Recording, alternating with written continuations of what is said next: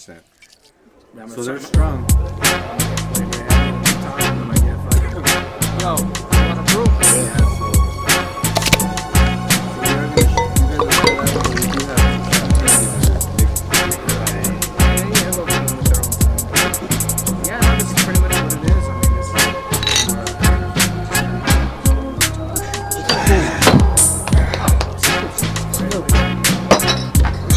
so And now it's time for the Mile High Liquor Hour. Hey, what is up, everybody? This is James. this is Drew. And we are The Borrachos. And you are here for, what is it, the fourth episode? The fourth episode. This is the fourth episode of the Mile High Liquor Hour. Today, being accompanied with us on our Journey to drink. is, to my right, Mary. was also the green roller in like the second episode, if y'all recall. She was like rolling blunts in the background. She just went, yeah. And to the right over here, we got Chris, my brother. Say something. Hola. That's what's up. And first time on the episode, too, is to Chris's right, I guess, right? Yeah, that would be his right. Is Gabe. First time meeting him, actually. Hey, nice to meet you. How's it Thanks going? for having me, man. Yeah, He's your welcome. cousin, you know. You know, I didn't even know we had family in Colorado. Like, I didn't even say that. In the last episode, I thought about it. Because Jacob was here. Jacob and John was here. I don't know John. I just met him. John's cool. But Jacob, yeah, I guess it would have been my brother-in-law.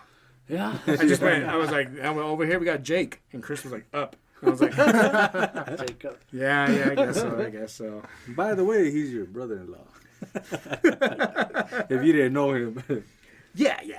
Jay, and that was a good time, you know. That episode, right? It freaking turned out to be really long. We really like went over, but there was a lot of good stuff in there. I hope you guys get to check it out. I think it went really like initially it was like 2.5 hours, man. It was like really long. I got it good down to like 2 hours and shit like that. But yeah, man, we like to do this episode. Let's start it off with what we like to call, man, Shot 30. Cool. What are we drinking, bro? Shit, we got Hornito Reposado. This is it's 40% alcohol, like most tequila. Standard issue. Yeah, standard. I'm number. gonna pour. Where's your... Shouldn't we have 2 shot glasses? Donde? Shot Everybody glass. a Let's see. shot No, glass. no, where's the... There's only one. oh, I see. Let me see the shot glasses. Oh yeah, check it out. I got a new shot glass because Bryant came over the other day and we were recording freaking guitars. What is that, a bear? Yeah, and he freaking moved and he broke one of the Misfits glasses. Ooh. I know. I was like, I saw it happen in slow motion too. There was nothing I could do to stop it because I was hooked up with like mics and like headphones and everything. I just looked and went, no! It was, and I saw it went. It had the leather on it. And Bryant was like, "Oh, my bad, bro. I'm gonna have to. I swear, I'm gonna bring you another shot glass or whatever." He says, and we'll see. He will. I remember events happening in slow motion. It means it really matters to you. Yeah, that's what it means, right? That's what it means. Either that or it's just happening legit in slow motion. The earth just kind of slows down or something. Or it just means something. Did you ever watch that Nick Swanson stand-up where he's talking about getting stabbed by a knife? He's like, Oh, yeah. It's coming back. it happens in slow motion. And you're like, holy shit, I just got stabbed. Rather than getting shot. Whoa. I just got shot. got shot. You actually see the knife coming back, and it's just like, holy shit, it's coming back again. He stopped. It's coming back. Oh, man. Okay, all right. Well, here is to the fourth episode. Salud. Salud.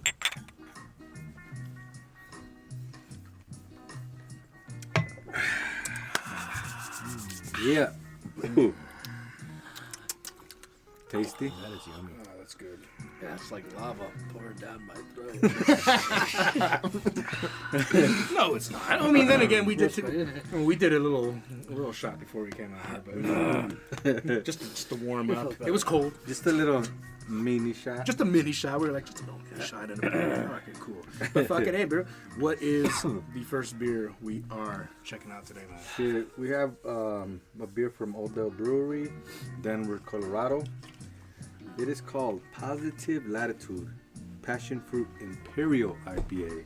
Imperial IPA. Yeah, it's an Imperial. So we know the Imperials always have a higher alcohol by volume.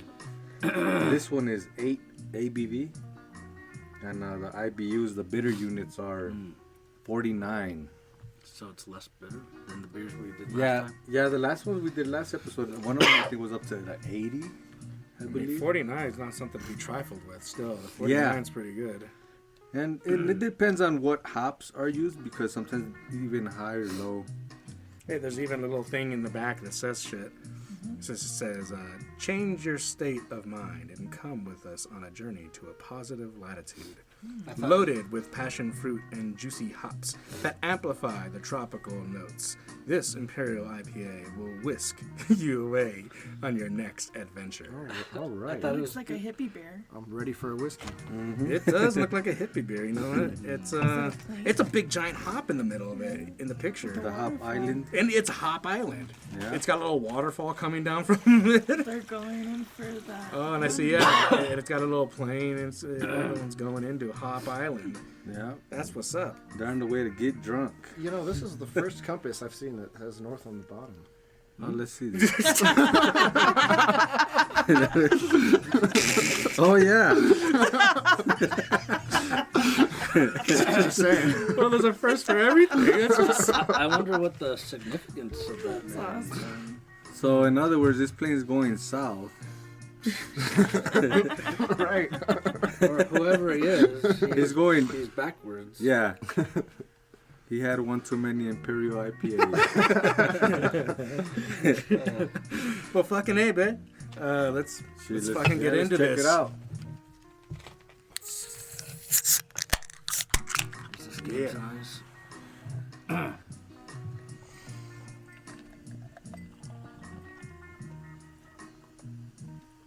Try not to violently pour. Oh, yeah, I did a good job.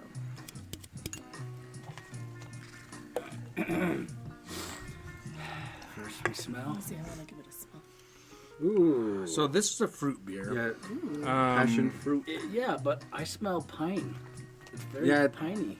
I mean, the hops are that- in it still. Yeah, it's still. We're gonna talk. We'll bring this up real quick. But I mean, it's got a beautiful color. It's got a hazy color. Yeah, it is It's hazy. kind of like a light haze. It looks like pee.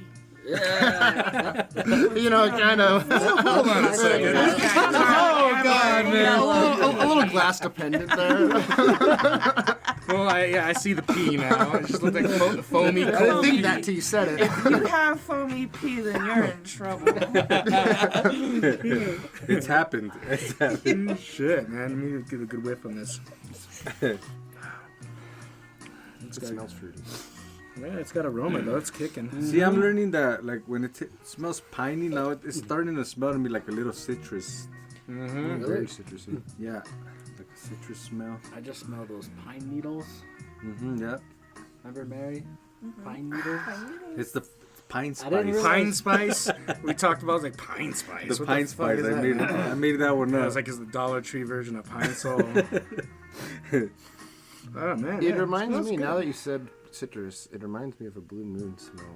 Really? A little bit, huh? Yeah, if you drink it smells very orangey. I should Yeah, there Yes, you go. there we go. There you Yep. go. The citrus flavor. Yeah, say. Yeah. totally. I can imagine a garnish with it, but then again, I don't know what it tastes like yet. But, you know, Blue Moon typically you'll have like the little garnish, the little orange wedge in there, and it changes a lot. I love a good garnish. I bet you even a pineapple would be good. Yeah, you can Yeah. try, Or actually. strawberry. All right, man. Let's go to it. Wow. Test it Give out. it out. All right.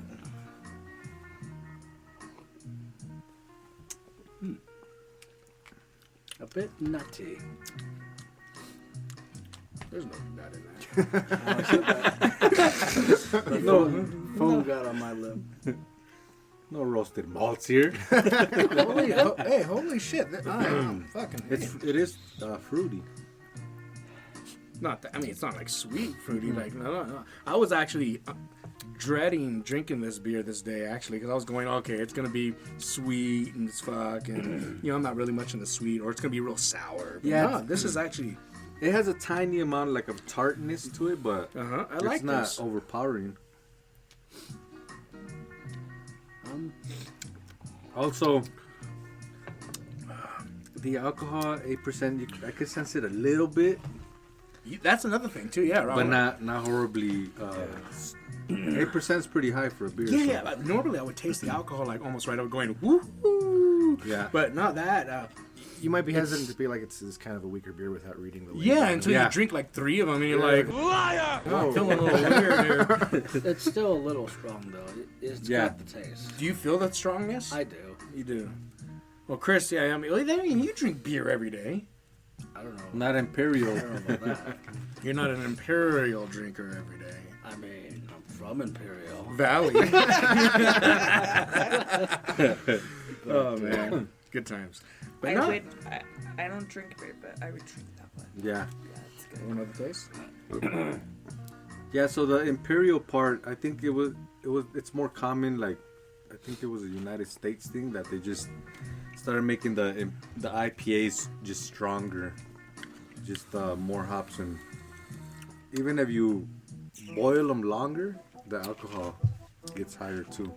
I don't think I've had a beer this fruity and this hoppy together. Yeah, right. Yeah, It's it's labeled a fruit beer. I mean, I was kind of like, I was skeptic at first. The hoppies, the because bitterness. the smell was orangey like a blue moon, but Yep. it bites like an IPA. It's for a sure. little- Definitely. It's a little bit. Yeah, I really like it actually. It's like 2 different worlds coming together and clash, and I'm going. They Yeah. made a baby. This is what's up. That's right. I like it. Yeah, this is cool actually.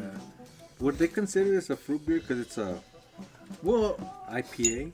I think it's because it was made in the fruit. Oh, okay. method. Yeah, yeah. You know, It's passion fruit, isn't it? Yeah, passion What fruit. what is passion fruit? So, They're grown with passion. Well, I want to hear what this fruit method is. So yeah, I mean we could yeah, but you know what? We should don't talk know what about a that. passion fruit looks like. No, what is a passion fruit? It's Is an actual. No, I think that's the wrong one. I thought passion fruit was just like a gimmick name that they did to market Right. shit. And passion they fruit. sell was- them at King's. Yeah, they do. sell them. There's an actual legit Yeah, passion fruit. yeah. There's Oh wow! It's Yeah. not recipe. They're actually They so- call it a dragon fruit. No, don't they? Or that's something a different Okay. one. No, the Okay. passion fruits they look like a little like a brown egg. Holy like crap, a brown you're right. egg, and their Oh, outside let me is see. I incredibly want to see tough, that. Yes. Yeah. like an egg. That's Almost like a pomegranate, has all the little things inside it. It's an actual fruit. I had no I thought passion fruit was like a gimmick, kind of like this tropical punch, you know? It was like just a fucking name. I was like, I'm sure came passion from fruit is the like a mixture of shit, and it was made with passion. It was They did that with love. really fun. Love and passion. I have a little thing here. So mixing fruit juice with beer, there has been a long history dating back to early 1900s in Munich region of Germany. Traditionally a 50-50 mix of beer and lemonade. That was to quench the thirst of the cyclists in Bavaria. But that's a rattler or a shandy.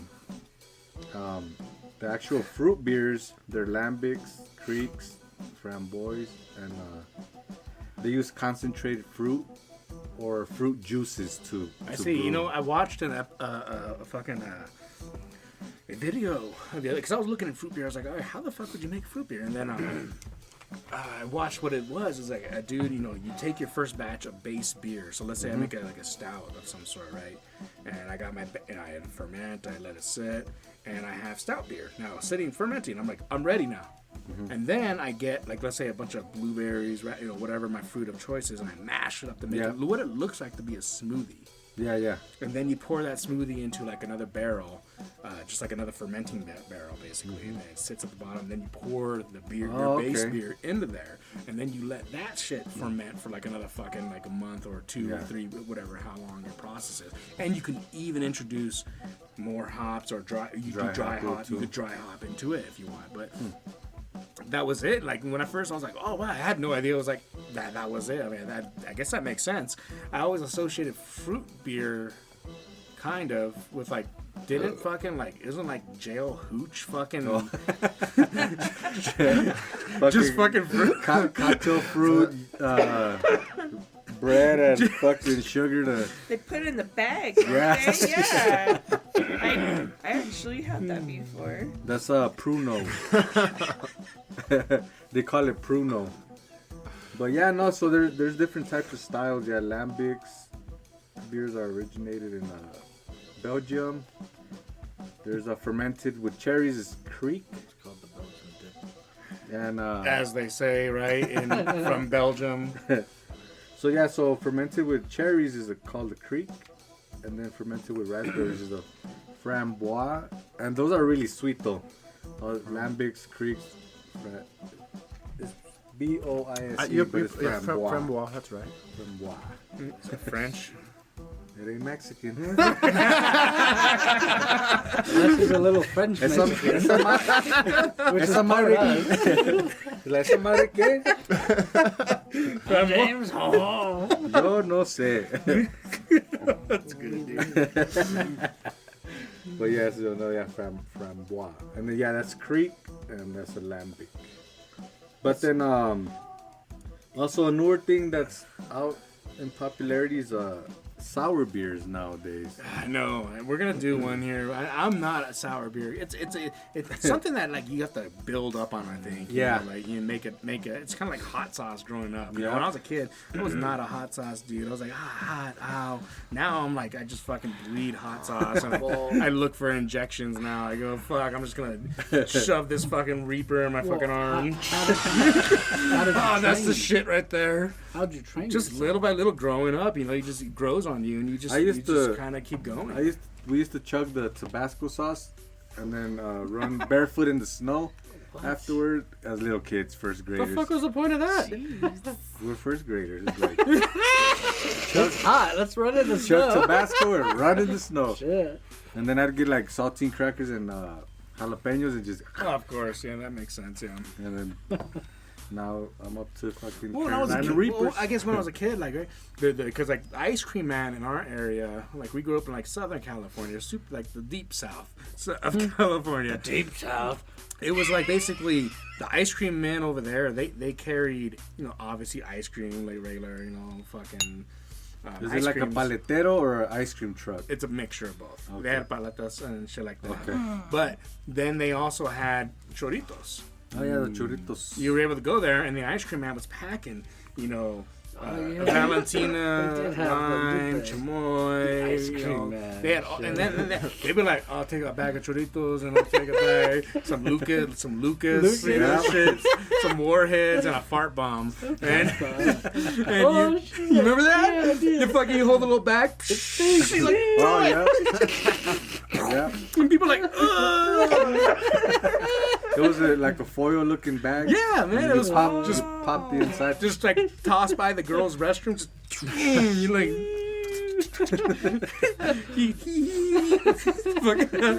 Yeah, man, but that's where I got, you know, our first taste of hot sauce growing up in the super South California.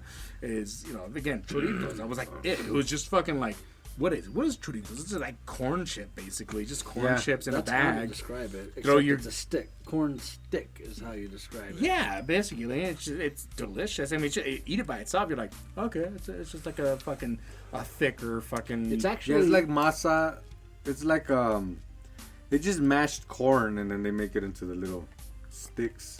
and then The yeah, churritos, and churros. because it's such a neutral flavor, you can use it for all sorts of things like croutons. you can like almost like like instead of crackers in your soup too, Or just throw them in there. crackers, Just this is good, soaking up juice. or shrimp cocktail. People put it in. Oh yeah. Actually, delicious.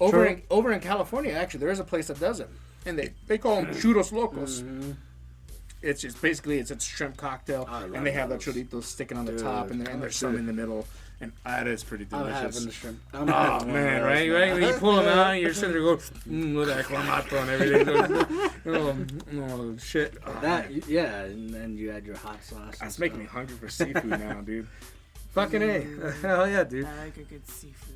I love a good seafood, right? I mean, it's been You on know, this- you know what I like about this beer. You know, the facts we were discussing is the fact that they should. You know, I'm a professional.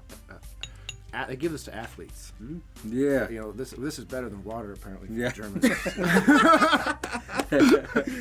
Yeah. This is great beer, right? Yeah, it's This is. I mean, okay. So let's talk about our review. Our review, man. Oh yeah. The I'll go first. Well, yeah, hold so, on. Yeah. So I think I think we should just explain it every Exactly. We should be episode. almost explaining every time. Yeah, so our review, it's not a typical like beer review podcast.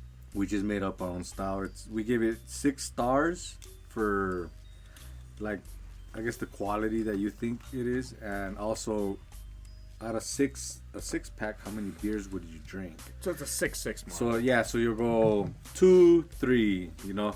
Basically, like let's say the beers from the best beer I've ever had in my life. I give it 6 stars. 6 stars right there. You know what? However, it's really thick. It's really rich. Yeah. I can't drink a 6-pack out of it. I'm only gonna drink like maybe one of them, and I'm gonna call it good.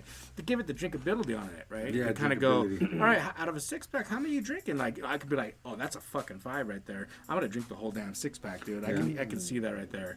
Otherwise, you know, because remember when we first did our podcast, we were doing trial runs, and Chris was like. I was like, hey, you know what? Because we were only doing 6. We weren't doing 6 stars, 6 bottles. Yeah, just we, 6. We were just doing 6 bottles. How many bottles would you give that, man? And I was like, you know, this is I guess I'll only give it 2 bottles. You know, I'm only gonna drink 2 of them. And then Chris was like, man, that sounds like that beer sucks. and I was like, Yeah. well, it doesn't suck. This is a really good beer. It's good. I'm only gonna drink 2 out of a And 6-pack. that's where the 2 parts. And then we were like, oh shit, you know what? We should be, you know, grading these things equally. So you can be like, Right. technically, this is a really damn good beer, but I can only, you know, I can only see myself drinking maybe Because- one at a restaurant. Like again, 6-pack of them. How many are you really gonna drink? You know, sometimes a too rich a beer is gonna be too Yeah. rich.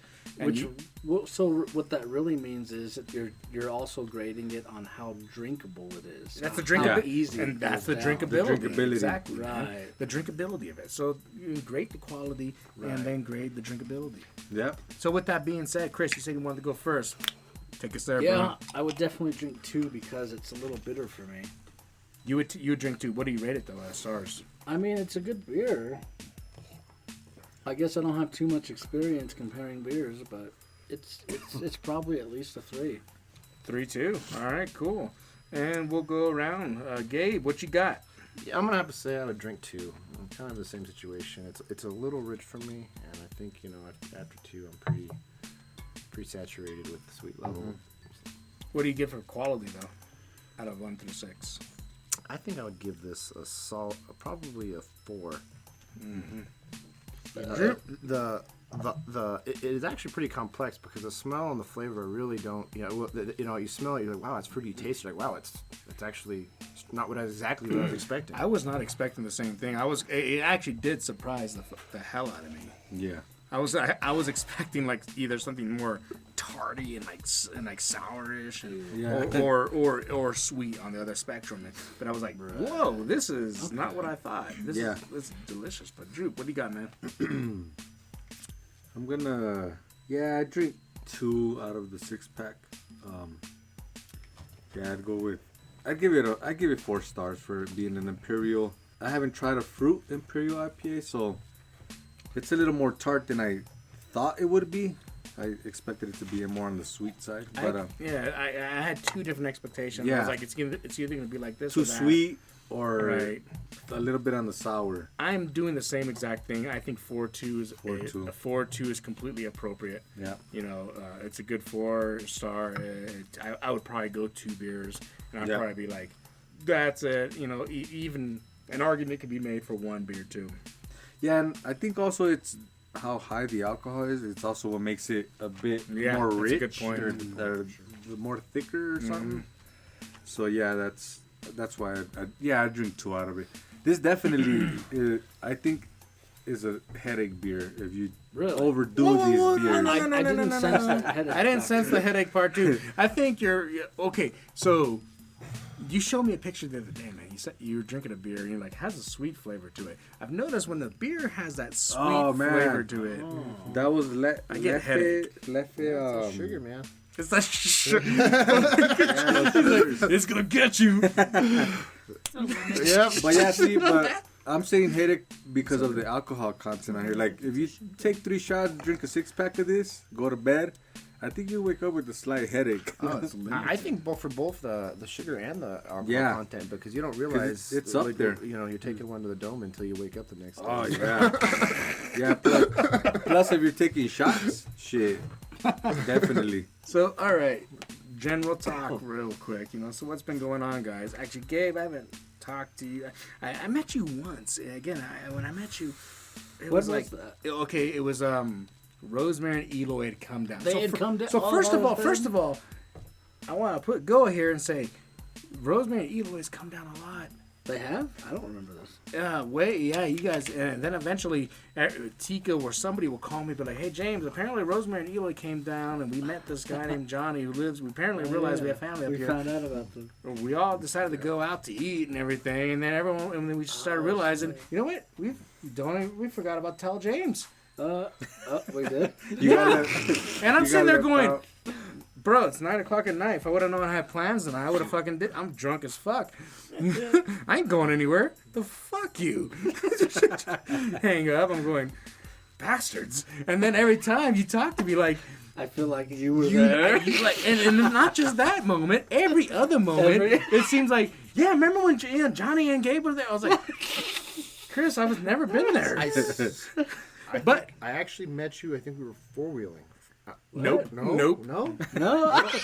He thought the same thing. No. So I did. It had to have been. I remember it too. Yeah, exactly. Nope. You got two against it. The first time I met you, it was Rosemary and Eloy came. This is recent too. Rosemary and Eloy came over from California. They were on their way to Montana. You know, because they had a fucking. They What's his name? Andrea's husband. Yeah, right. I can't remember his name. Nathan, good guy. He has a place down there. It's almost like a timeshare, but it's like local to them with their family. But they have that, and they were on their way to there. Andrea was already over there. Then I came down there. I think I was going to Dad's house for another reason, and I had never met Johnny before in my life. I always heard there was a guy named Johnny living in. Gabe had showed up way later. This was my first time meeting Johnny too, but Gabe showed up for like you didn't stay long, because I remember you walked through the living room and I saw you from a distance, and I was like in John's kitchen area. I think he had like a kitchen area that leads to outside or whatever. Oh, so you were at my house? That was your house. Okay. I had no idea whose house this was. Yeah, that's my house. That was our house. They're at my dad's house. Yeah. Yeah. Damn, Okay. so you guys were youngsters, or how old are you? I'm 33. 33. That's so sick. This was just 2006. This was not that long ago. Oh, okay. But I had went down there. I was eating carne asada. They had, it was actually pretty good carne too, and the tortillas were good. It was pretty good food. They had a big ass thing of guacamole, and I was like, fuck yeah, I think man. we were more surprised that we had family up here. Yeah, because we didn't know about that before. But no, I had went, and then I started talking to John. My first time talking to Johnny. I was like, hey, Johnny, I've always heard about you. I just never met you before. We just shook hands. I was like, how's it going? I think I had Olivia with me, too. My daughter was there. And then Johnny started showing me around the house. And I told him how I was getting into biking and stuff like that. And he brought me into his the garage area or whatever.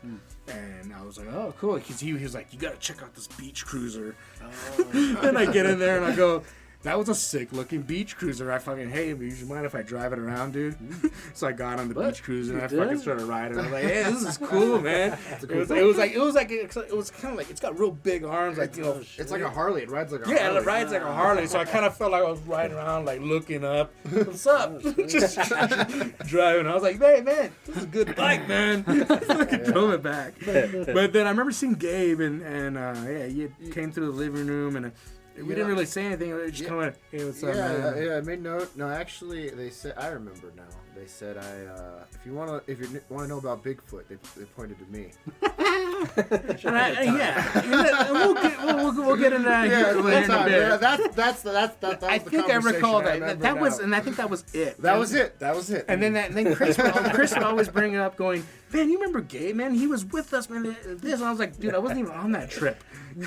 You guys go on so many trips, I'm not even there. And for the longest time, like, Jacob was living at freaking my dad's house with Tika, right? And it seemed like, because I would live there sometimes, and then not, and then they were there, and then all of a sudden I got replaced by Jacob. Now all of a sudden my mom went going like, she started calling me, hey Jacob, sorry, my James, I'm going, is Jacob the new me, or am I the new Jacob now? What the hell's going on, dude? But yeah, fuck, hey. Yeah, that was good. Well, there's a little thing right there. And sometimes when I remember moments, I thought you were there, when in reality it was Jacob. Yeah, I was like, you don't remember that? Oh, shit, it's like they replaced a character on the episode, dude. Like, it was a long-going season. They had the recast. They stuck with the J. Yeah, right. And that was a contributing factor. The J Cub. Oh god, dude. JJ. But all right, man. Let's move. Let's move. So another thing I wanted to bring up, though, I don't know if you guys noticed something, but like, okay, so obviously, we're March 2022. Recent events happen, right? Like all of a sudden we're in the brink of war. First of all, we were playing COVID for the longest time, and it was scary, and everything was like COVID related. And then all of a sudden we switched over, and now all of a sudden it's like COVID disappeared. Now we're in the brink of war, and we got Russia, Ukraine shit going on. You're like, oh, okay, cool. We're moving. We're shifting this way now. But we shifted. Yeah, it's crazy. And now with that, what I've noticed in the news and in like other places, liquor stores are removing Russian vodka. Yeah. Boycotting that. Mm-hmm. Yeah. Yeah, I'd say.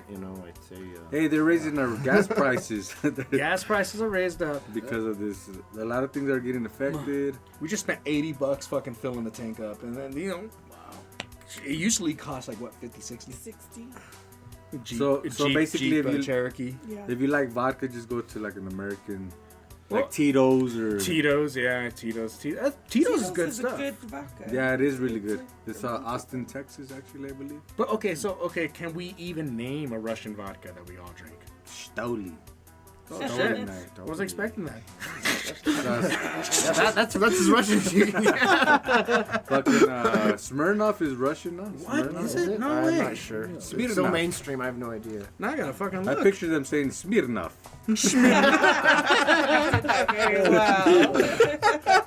Vodka. I could do that. Take the vodka with the pico. Oh shit! Pico shot.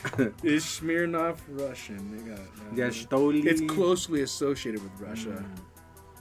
Okay. What is a genuine Russian? That's what I'm looking up right now. What vodka Yeah. is made in It's Russia? Stoli. Dude, I can't. It's I Stoli think it's what he's saying. Stoli? I can't Stoli. pronounce that. Yeah, because they do all those special like bananas that and one. strawberry Yeah, little. they do do those shooters. fuse. The Yeah. vanilla. Wow, those are nice when you stumble across those. Oh, And they're yeah. 40% alcohol, so. I mean, I don't know if. I mean, whoever's making that, they didn't start the war. Well, I wonder if they'll start replacing Or these did they? Russian bottles with. There's Russian Well, standard. you know, that Russian alcohol is going to be worth some money.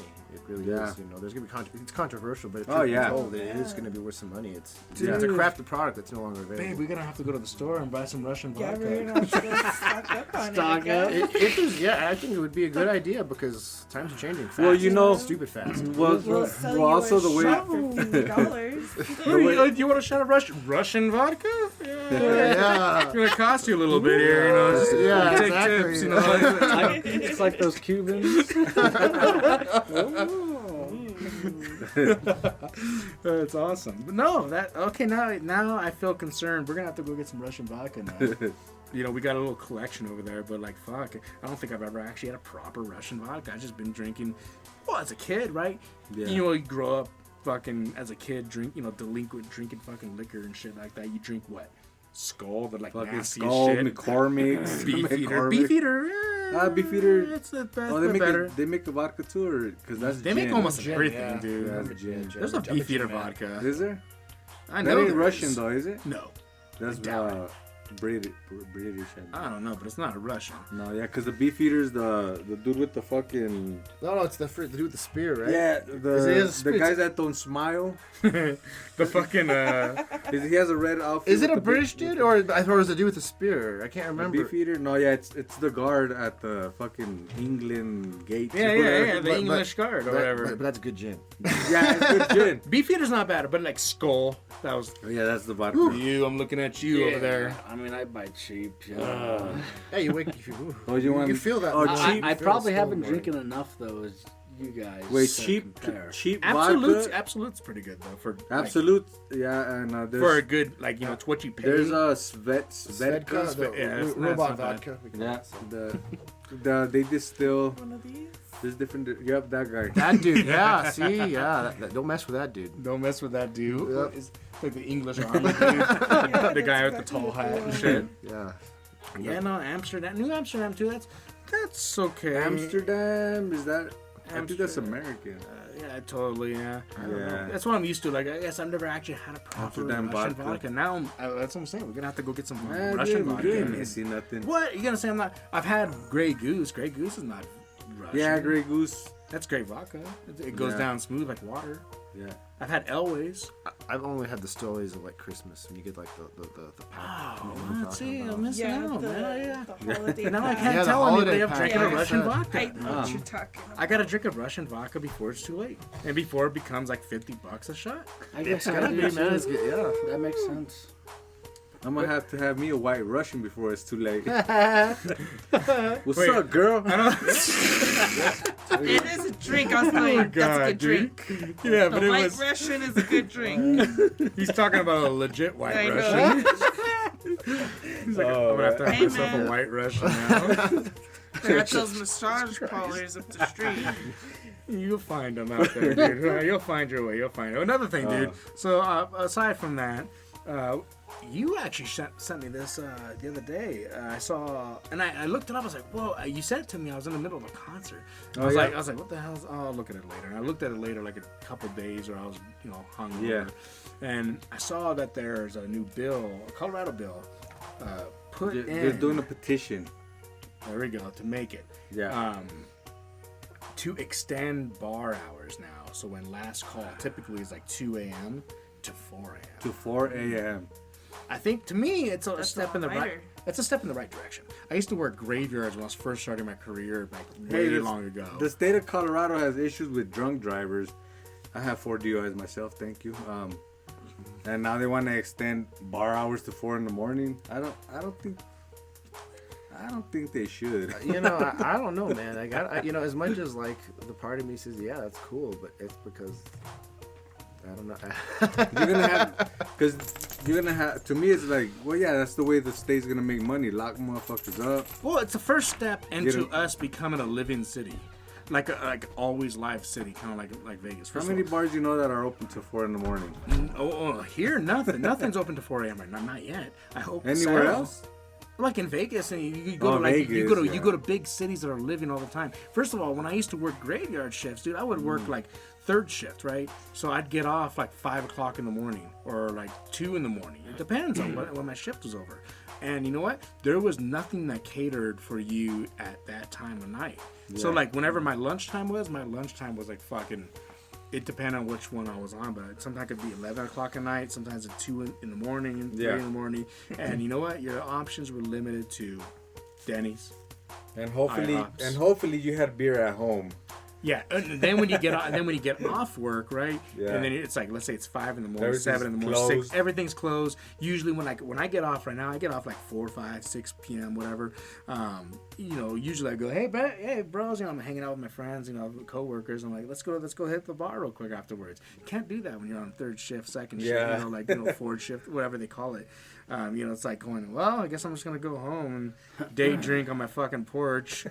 I'll be drinking beer like 7 in the morning, mowing my grass and shit like that. With neighbors like looking at me, going, oh, just looking at me just like this alcoholic over here. Yeah.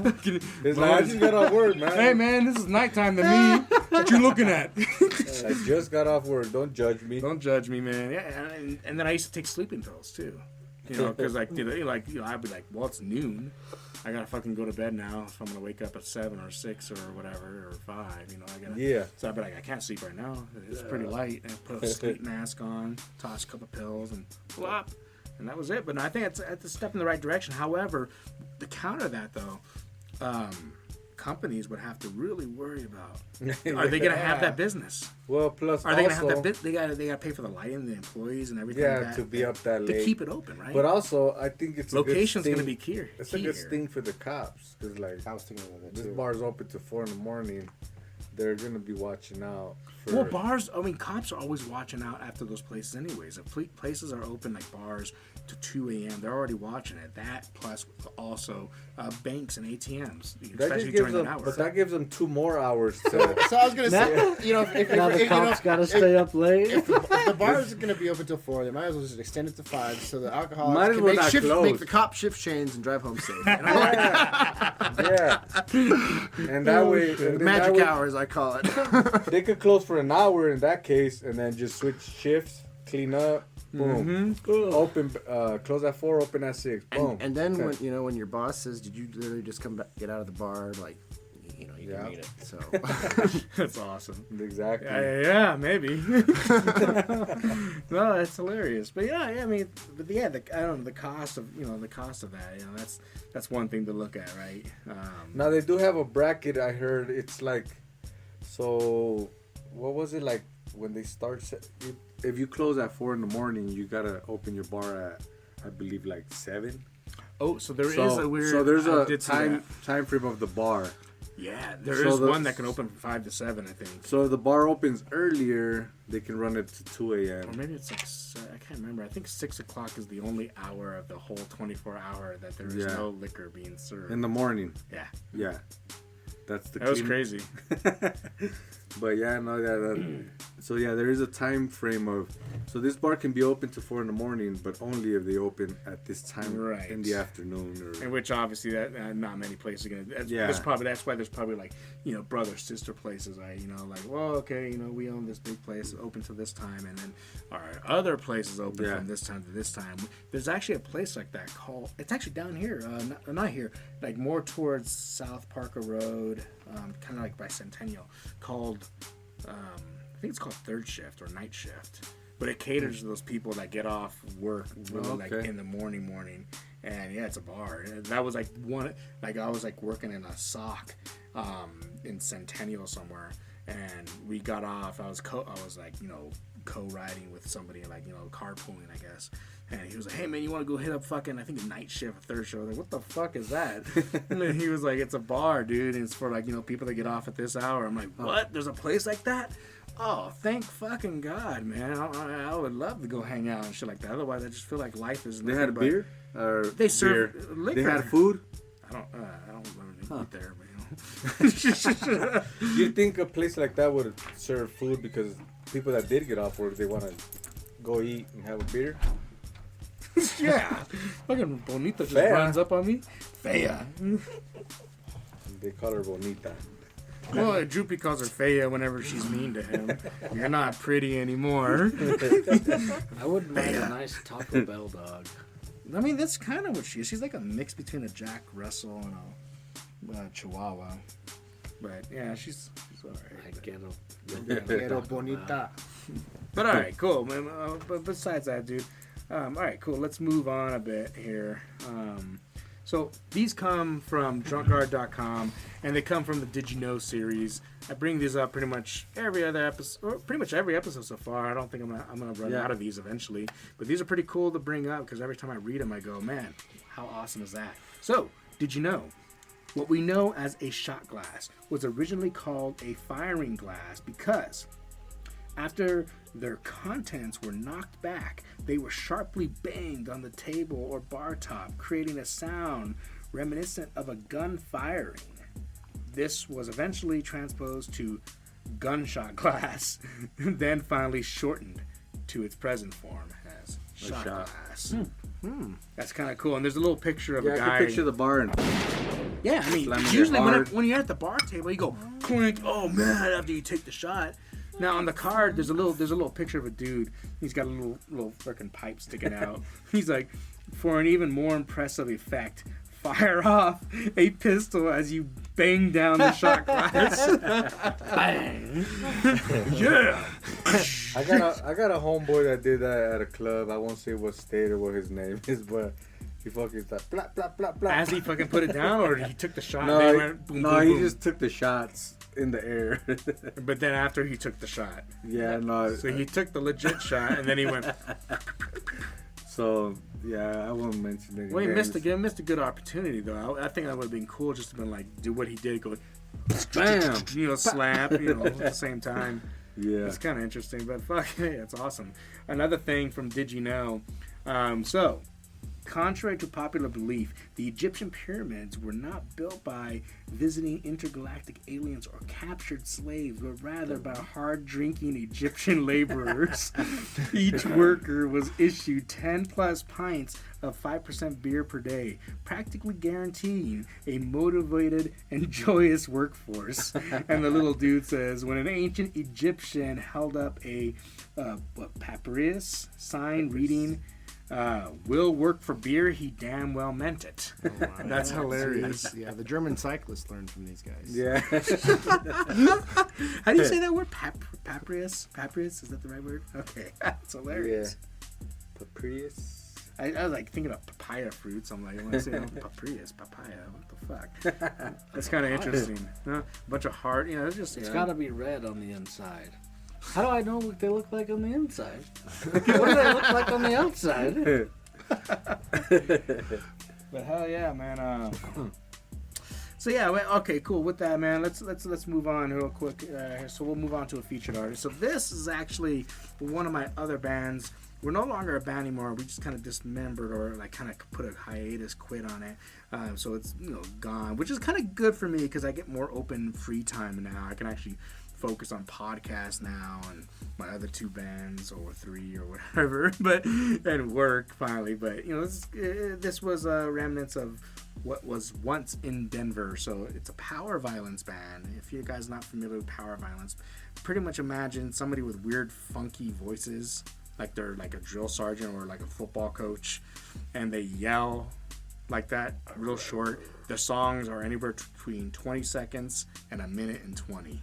So how long is this one? It's this one. This is one of our longer ones, and I think it's about at like 40 seconds. So shit! It's like it's really really quick, and it's actually one of our slower ones. So it starts off slow, and then it gets really fast. The drummer on it, amazing drummer. He specializes in this stuff. So it was a good time. Yeah, the band was called Hacked Up Denver, power violence type music. This song is called Null, and this band has been around for actually right after you and I, like a little shortly after you and I got together, because it was after 2017, maybe 2018, and then Christian and I hooked up, and we had, our band was called Chair of Torture at first, and that had a different sound, and then we became Hacked Up, and then we just transformed because we got switched out members and all that stuff, and then it became this, and this is power violence, just real quick mixture of hardcore sludge, death metal, and hard punk. Yeah. And that's what it became. So with that, man, that's this one. It's called Null.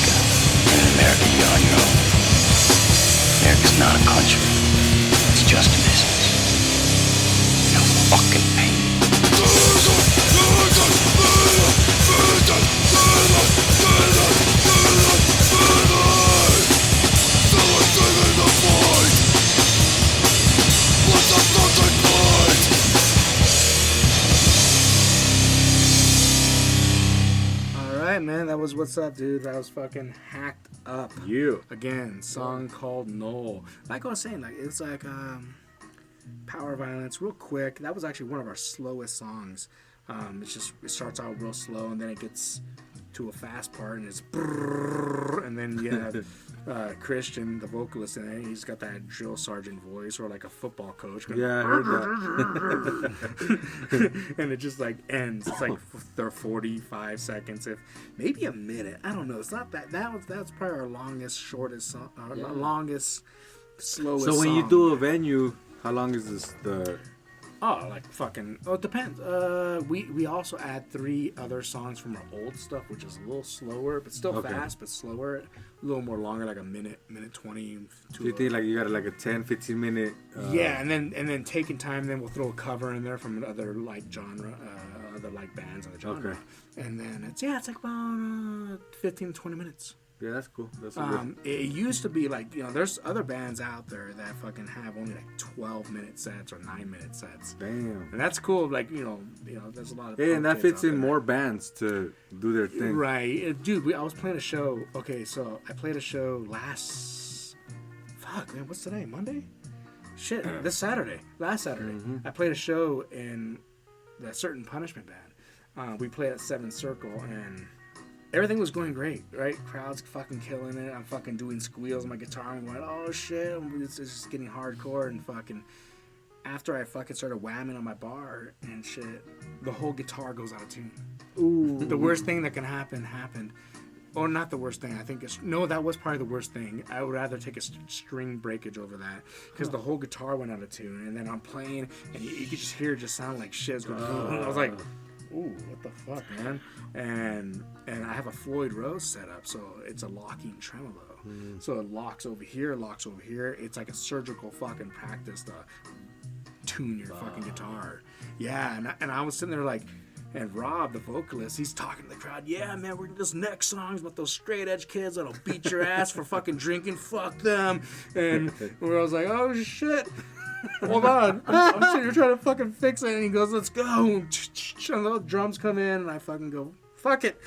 I just start fucking playing. It worked out? No, I mean, I was playing with one string, and it was still sounding like shit. I was supposed to do a solo in that song too, and I just couldn't do it. And I was like, this sucks. And then everyone kind of was like, oh man, something sounds weird. And I was like, hold on, man, hold on a second. I eventually fixed it, rigged it up to a way where I was playing with like 2 strings. So maybe you should have a backup one. And you know what? That was funny, because before before I went to that show that night, I have another guitar in the same tuning that I use for practice, and I was like, should I bring a second guitar in case something happens? Like, I thought this through, and I was going, nah, dude, how many times has something happened, dude? I've played millions of shows, dude, like, especially with this guitar, nothing happens, and that happened, and I was like, wishing I had brought that. So I'm playing another show this Saturday. I'm playing at Trailside Saloon with that same band, and yeah, I'm bringing a second fucking guitar. Now we just unplug and plug in and go. Yeah, Trailside Saloon. So we're gonna be up north on the north side, I guess. 120th in Colorado. Oh, okay. Right by the Carl's Jr. No, because I was in Northland, 120th. This is like Thornton here. area. Yeah. Yeah, I know where. Yeah, I know exactly. You know the where Carl's. you're at. There's like one Carl's Jr. there. Yeah, and there's a King Supers over there. Yep. Yeah, there's a place called Trailside Saloon. That's where we'll be. It's a pretty great place. I'm pretty sure Mary, you'll probably be there. But all right, man, let's move on, dude. I think We gonna start the hard stuff. the Major is calling for it again. Yeah. He comes almost every episode, but let's do it. It's time for shot 30. Yes, sir. I'll take a half a shot. Chris.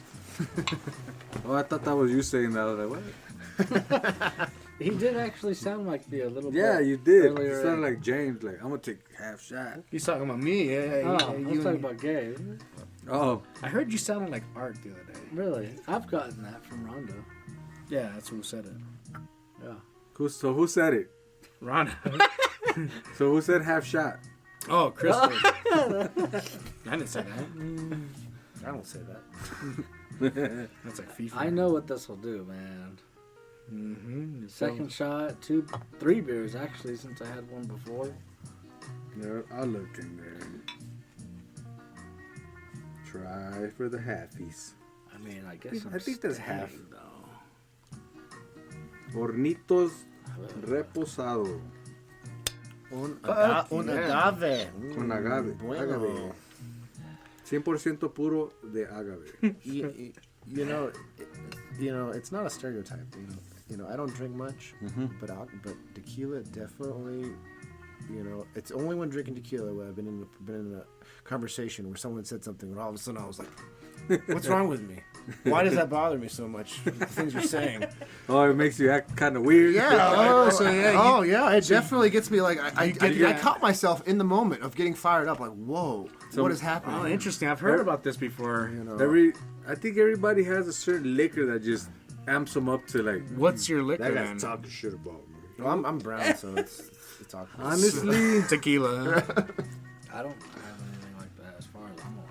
You know, I know some people it's whiskey, and I heard it. I always just kind of thought it was a stereotype, but no, sure enough, I drinking at a party. Someone said something that was really not a big deal, and I'm like, wow. sometimes people say the Wow. brown liquors do that. Not for me. I think it's gin for me, or gin or vodka. You get a little rowdy. See, to me, my daily drinkers are whiskey, tequila, whiskey, tequila, whiskey, tequila. Sometimes rum, and rum's fun, but the real clear liquors. No, I think it's gin. Now I think about it. When I went down, that's right. When none of you were there. I went down to the valley. I met Sarah. Remember Sarah? She was like one of our cousins. She was like seeing these two dudes or whatever and stuff like that, and we all went and drank gin. I was like, hell yeah, man, this is what's up, bro. And we drunk, and I almost got in a fight with both of them. I was like, yeah, it was like, and I was like, what the fuck, bro? You trying to fuck my sister? Like, fuck you up. I was just like target. I was just like triggered automatically, and it was horrible. And they were like, hey, calm down, James, calm down, man. And we drank a whole bottle of the Amsterdam fucking gin. And it was a good time until that point, but everything settled out. But still, all right. Everybody has their moment. Yeah, that's what I said. But for most parts of my drinking, I think I'm a happy drunk. I don't really. I'm typically mostly a happy drunk. Like, I mean, she can I think it depends on the environment we're in. I think also. Right. Exactly. Like tonight, we're not gonna. Hey, that motherfucker talk shit. No, of course not. He just looked at me with her. No, yeah, I think most Yeah, of the it's time the I'm pretty environment, happy. I The think. environment helps. Like sometimes if something happens or something prolongs. Or you're too at a much, bar you're or a like, club. oh, There's fuck, too many dude. people, and there's like Just- something you think somebody's like, "What the fuck is that fool looking at?" And that's kind of the reason I don't really like to go. Even when I go out play concerts, shit like that. I usually drink a lot, sit at the bar, wait till everyone do their own thing. I don't really communicate really much. Yeah. I keep to myself because I've kind of grown up learning that method. Right? Is Then you got that drunk guy. That guy's ignoring me. there's that too. Those are almost unavoidable. That's kind of like my mom. yeah. Right, my mom, like whenever that's why I can't live with my fucking mom. What up to?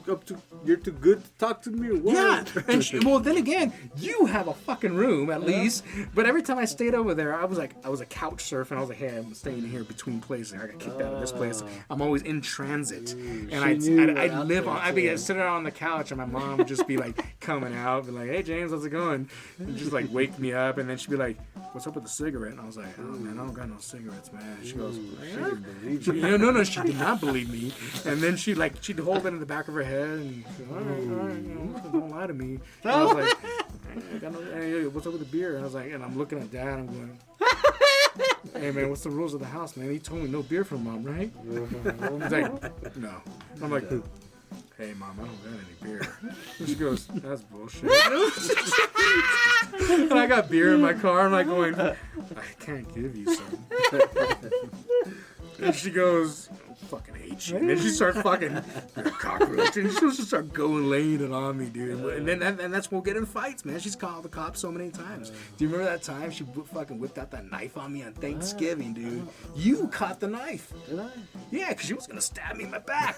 And you went, ugh, because what she did, it was Thanksgiving, and she went to the living room and she said, I'll fuck this day up. And she went, and we had turkey, we had mashed, everything was on the fucking table in the kitchen. She just lifted it up. But all right, man, here's to the fucking shot 30, guys. We're still here. Indeed. Holla.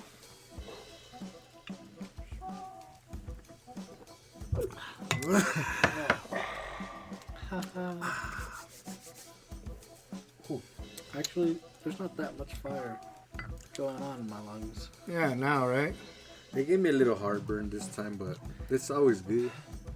That's actually really smooth, very tasty. Yeah, Hornito's not bad, dude, for fucking, for tequila. I'm picky with my tequila now for, like, general drinkers. Like, for general drinker, Hornito's not bad. Cazadores is good. Espolón is pretty good. I like Cazadores. Yeah, of course. My theory is any kind of liquor that has, like, an animal on it is going to be somewhat pretty good. Rainwater. Yeah, the kid. The kid, yeah, that's right. One of her kids, when he saw me, it was like midday. I was like working on the yard and shit. Pour myself a shot, and I'm like, boom.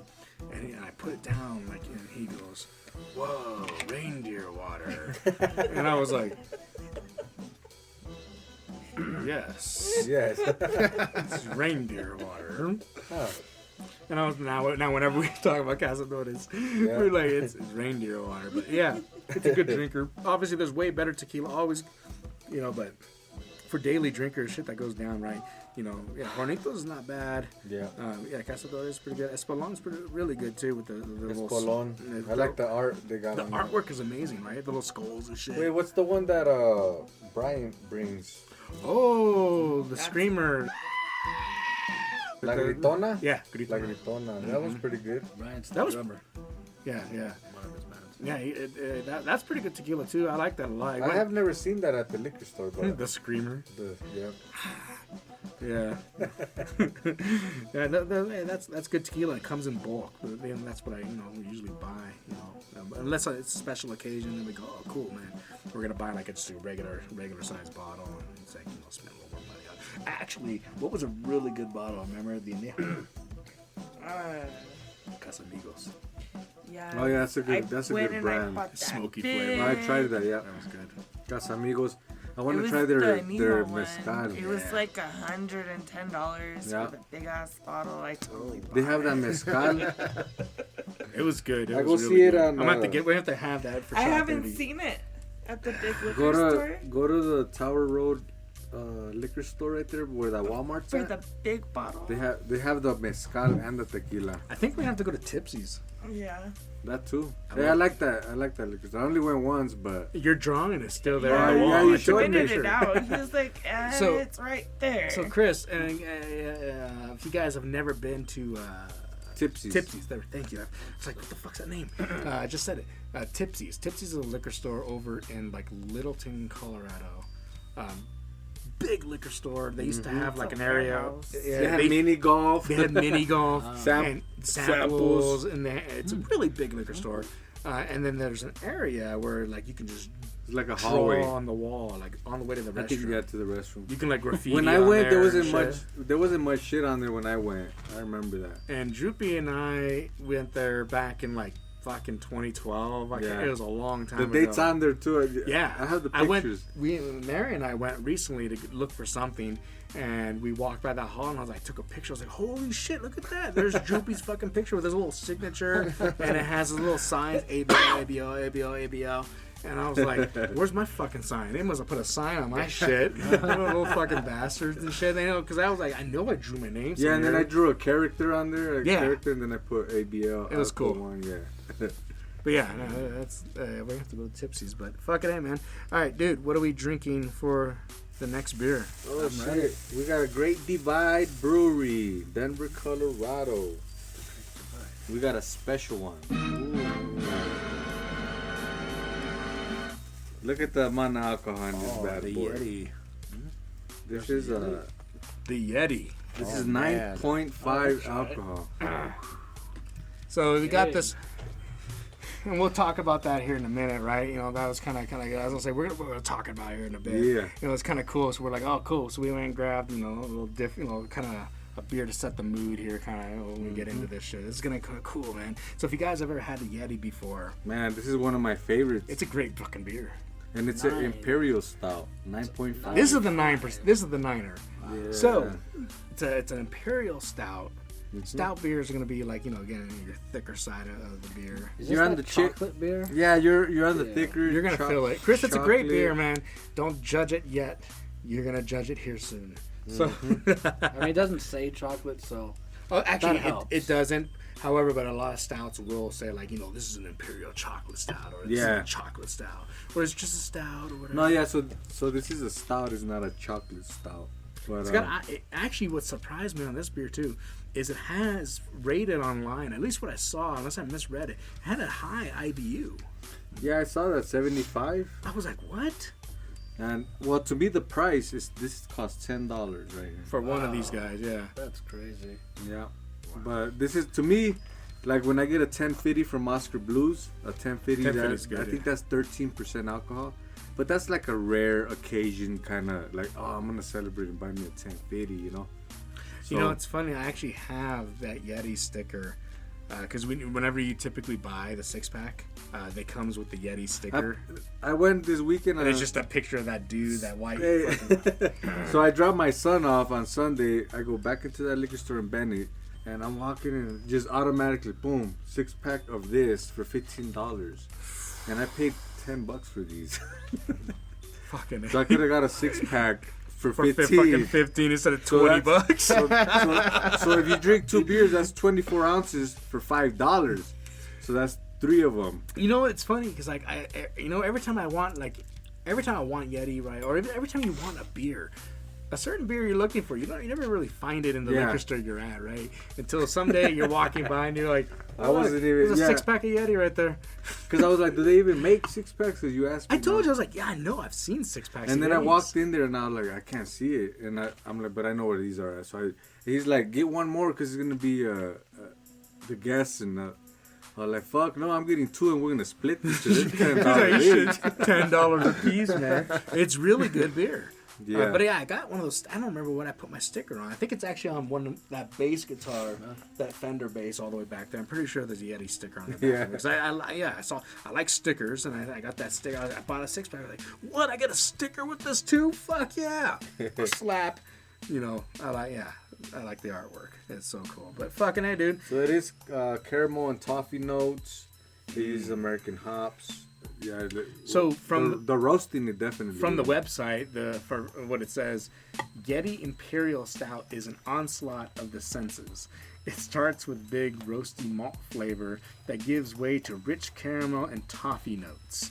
Yeti gets its bold hop character from an enormous quantity of American hops, and it weighs in at a hefty 75 IBU. So now, 75. I think we actually, Gabe, you haven't been here on the other episodes. We talked about IBUs. And if you're not sure, IBUs are like the international bitter units. How bitter something might be. So there's ABV, right? Your alcohol. Everyone knows the. It's like 5%. The IBUs. If you see like something with a high IBU, you're like, oh, it's gonna be kind of bitterish. Okay. So, And it depends on what hops it is, because it could be 75 and it's not bitter at all. yeah, no, we noticed that. Yeah, it depends on the hops. So this is American hops, so we'll see. We're gonna find out. That means the IBU rating is useless. You know what? I was kinda thinking, thought about that I was thinking the because same thing today. The past episode, it was 80 IBUs, I know, it was like- we thought it was gonna be bitter. And it wasn't. It wasn't. And I was like, this IBU shit is bullshit. We might have to cancel this out of these podcasts. I'm gonna still bring it up, and I'm like, All I care about is how much alcohol is in it, and Well, I'll try this one. now we're gonna have a bullshit meter going like this. All right, bullshit meter. It's like the weather. IBS. It's like the weather. You got the temperature, and then you got the wind chill factor. Yeah. So it's It's gonna be IB. it's me with an IBU of 75, and oh god, that's gonna be awesome. I like it. It's exactly. It's exactly. Well, this was projected, but this is what it actually was. Was it bitter? Nah. Like one of that news manipulated. It's a IBS international bullshit. yeah, IBS. International bullshit units. Oh, fucking all right, man. Oh man. Bring it up. Yeah. Woo. All right. Shit. Let's see how we. Ooh, it's dark. That is dark. Where Nice. did those sounds come from? That was actually pretty good. Holy fuck! Hold on a second. I got a lot of head. It's really dark. Here, I'm gonna set that down with you. That was violently poor. You violently poured. We've talked about this. You're supposed to. Now we gotta chill. All right, give me this. You should have tipped the fucking glass. No, this is not my fault. Look at that. Look at that. The toffee. Hey, that's crazy. I guess I could sniff it right here. But it's crazy how the difference in color on the head right there. Oh yeah, that's really nice. I can't see through it. It's really Through the dark. light. I could see it's rich and thick. It's like I'm pouring turpentine here. Yeah, just by looking at how he's pouring it. Hold on, let me see if I can get this rest of this can in here. Just sip while you pour. We call it the suck and pour. I can definitely. I guess I'm smell sucking it. and pouring. So Droopy violently poured. He claims that I didn't tilt. Either didn't way, tilt. I have a good majority of head. Man, you have about, You're about half and half there. You were about the same. We're about the You same. ain't driving, so. Hold on, I'm gonna take a picture of this now. This is going on the YouTube video. That is half head. A violent pour compared to a non-violent. I think it turned into a thing on this podcast of violent pours. Violently pouring, yeah. I think it was like the Yeah. first or second first episode, one? yeah. I was like, you violently pour. Don't pour violently. You gotta pour smooth, easy listening pours. So you could think home to mom. Yeah, there we go. Something to take home to mama. So I don't like the smell of this. No, I can tell it's a chocolatey beer. I like it. It smells very malty. Yeah, the malt, that fucking dark caramel malt.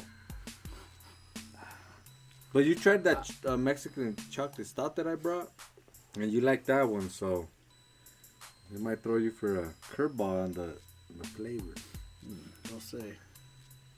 Because that chocolate stout, I believe, was 13% too. Ooh.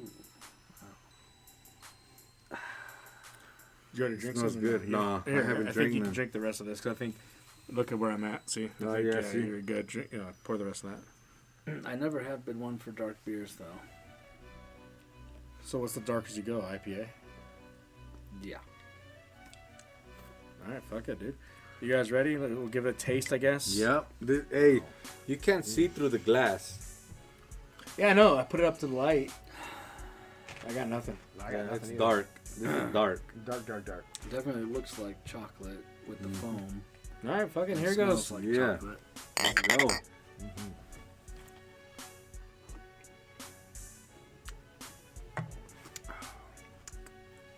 Oh yeah. That bitterness. It's there. That's really good. That doesn't even bite you at all. It's just, Yeah. It just kind of just sits there and just kind of dissipate. It's really You, very smooth. you could taste the hops in it and how bitter it is. That's really, but oh man, damn. I don't sense the alcohol amount. That was better than last time I expected. You know, I've had this before, but I don't think I've ever actually sat there and appreciated it. I usually just drink and I go, well, that's pretty good. And I just keep drinking it. It is definitely bitter. Wow. You know, the bitter comes out. It does. It comes after you afterwards. Like, I'm sitting here. The other one that I brought, the Black Butte Porter Imperial Style, was that's my shit. But this was my, I think, second choice. Do you know what I feel Kind of like? has that black coffee kind Is of. when we went and saw Maria Bamford, Oh, and God. everybody else in the theater was laughing except us. That was a bad show. Yeah, it was a bad comic. It was, I mean, no, she has It good was- material. Sometimes. but not that show. No.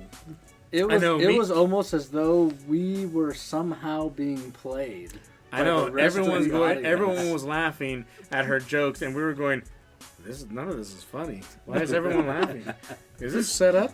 Right. I wouldn't laugh at this. That's how I feel. Just because it tastes So, like are it's you a saying really. you're not really digging it? I'm not digging it, you know. Interesting. But that's just me for darker beers in general, you know.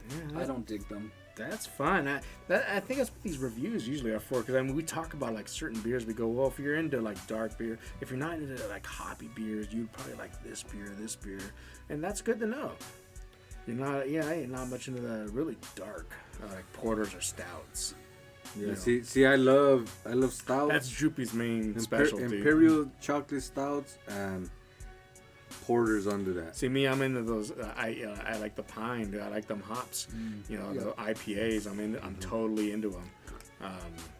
So yeah, I like the. Man, I'm well, also into darks. I like darks too. But yeah, I mean, stouts and porters, they're seasonal, so it's more for winter. That's exactly what I was gonna get. Yeah. At. This is definitely, you know, like even with the first beer we tried, you know, very much situational based on the season. Because I can definitely, this really is a really warming beer, warm to the mouth, warm to the body. I think it's the high content of the alcohol does help to, you know, because I could definitely, honestly, I could probably drink one of these by myself comfortably, and maybe start another one if I was out in the cold, having a good time outside in the snow. Yeah, I agree, man. This is great flavor.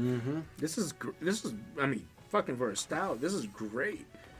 I like a lot of stout, but yeah, this is it's thick. I actually had watery stouts too. I don't know if you. I don't like those. that shit. I still like those. Guinness would be a good example. Guinness, the It's- 8% one I like. Oh, the 8%. We're talking normal Guinness. Yeah, no, that's the draft. It's lighter. It's light. It's spelled drought on the thing, but it's In fact, to me, those Guinnesses though, that's exactly what we use for fucking what? Our corned beef and cabbage. Man, we fucking crock pot that shit. I all use night. those for car bombs. You put Bailey's Irish Shit. cream and then just chug it. I haven't had one of those since I was like 19. Bailey's. Oh. So it makes me wonder. You know, this is an excellent beer. I kind of wonder how on tap how this would taste. Oh, yeah. Because you know, like just like Guinness. I don't like Guinness out of a bottle, but on tap Guinness. I used to go to Lions. Tap is what's up. Yeah, see Oscar Blues and Lions. My most favorite Imperial Stout is 1050. And yeah, straight from that fucking distillery. From the source. Oh, it does definitely taste better. But Well, I hear it's because you're closer to the source.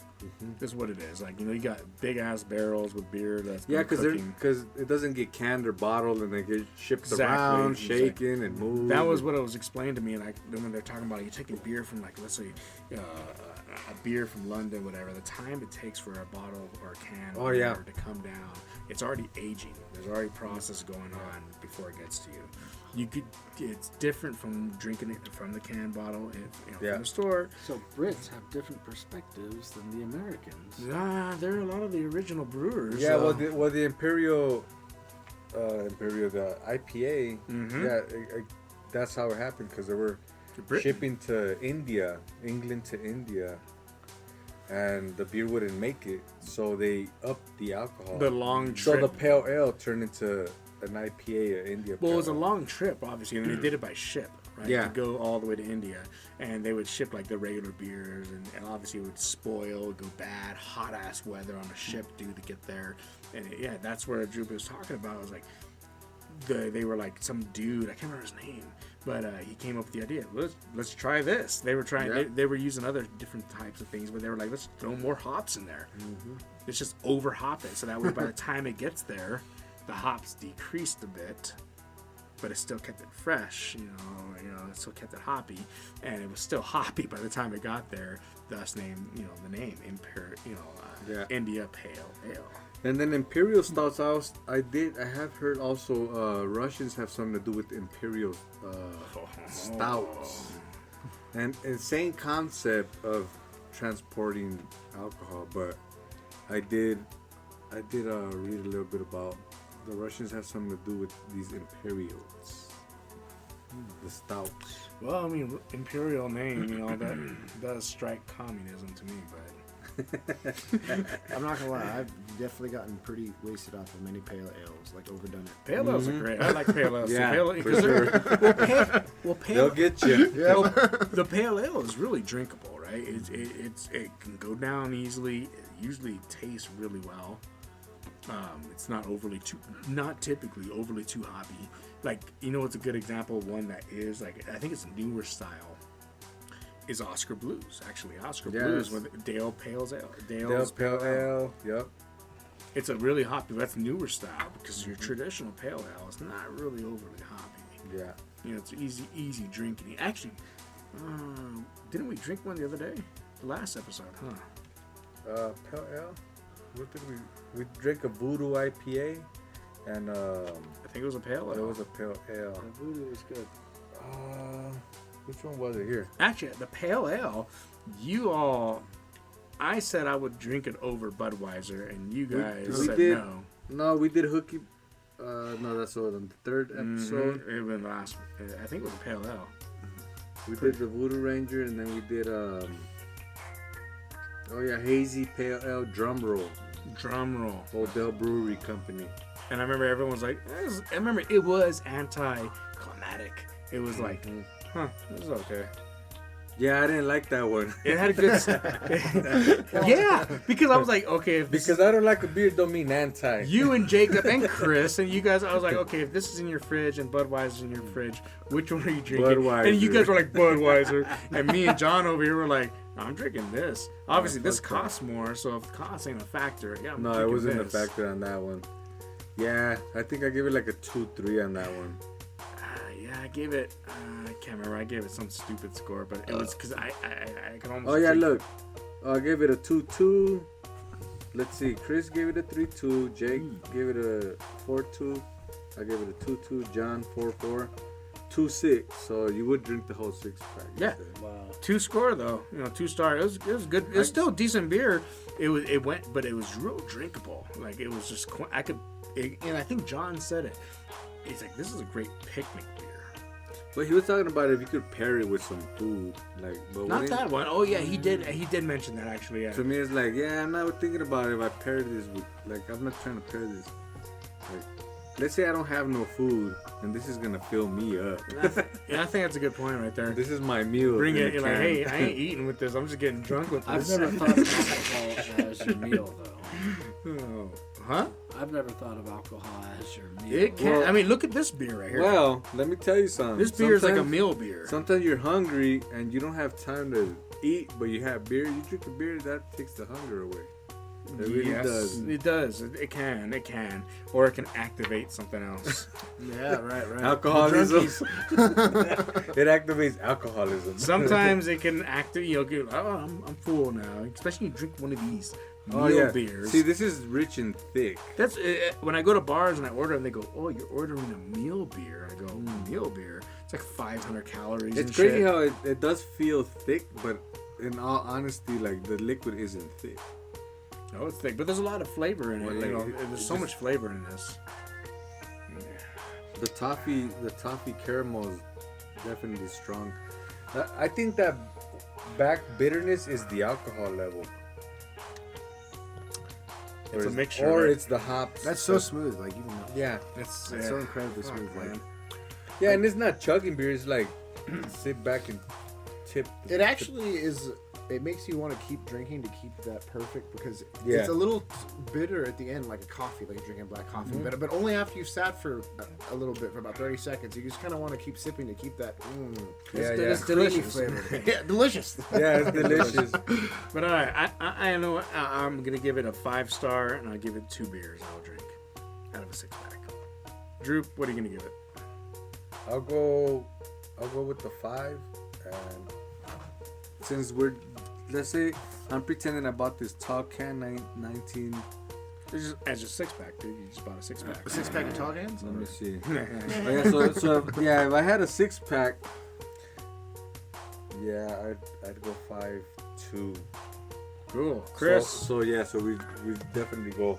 What are you giving it for stars? So, any dark beer, I can only do 1.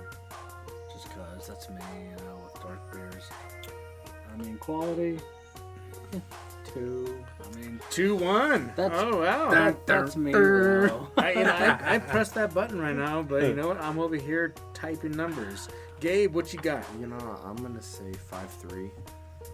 Damn, you're gonna drink that third? Yeah. Yeah, I Well, can. Yeah. It sounds like you were. it's pretty tasty. I can see myself hurting myself by accident just playing a video game. Like, 'cause this is one of those really. Drinking 3 of I'm really these. enjoying. I just dude, like no problem at all. Yeah.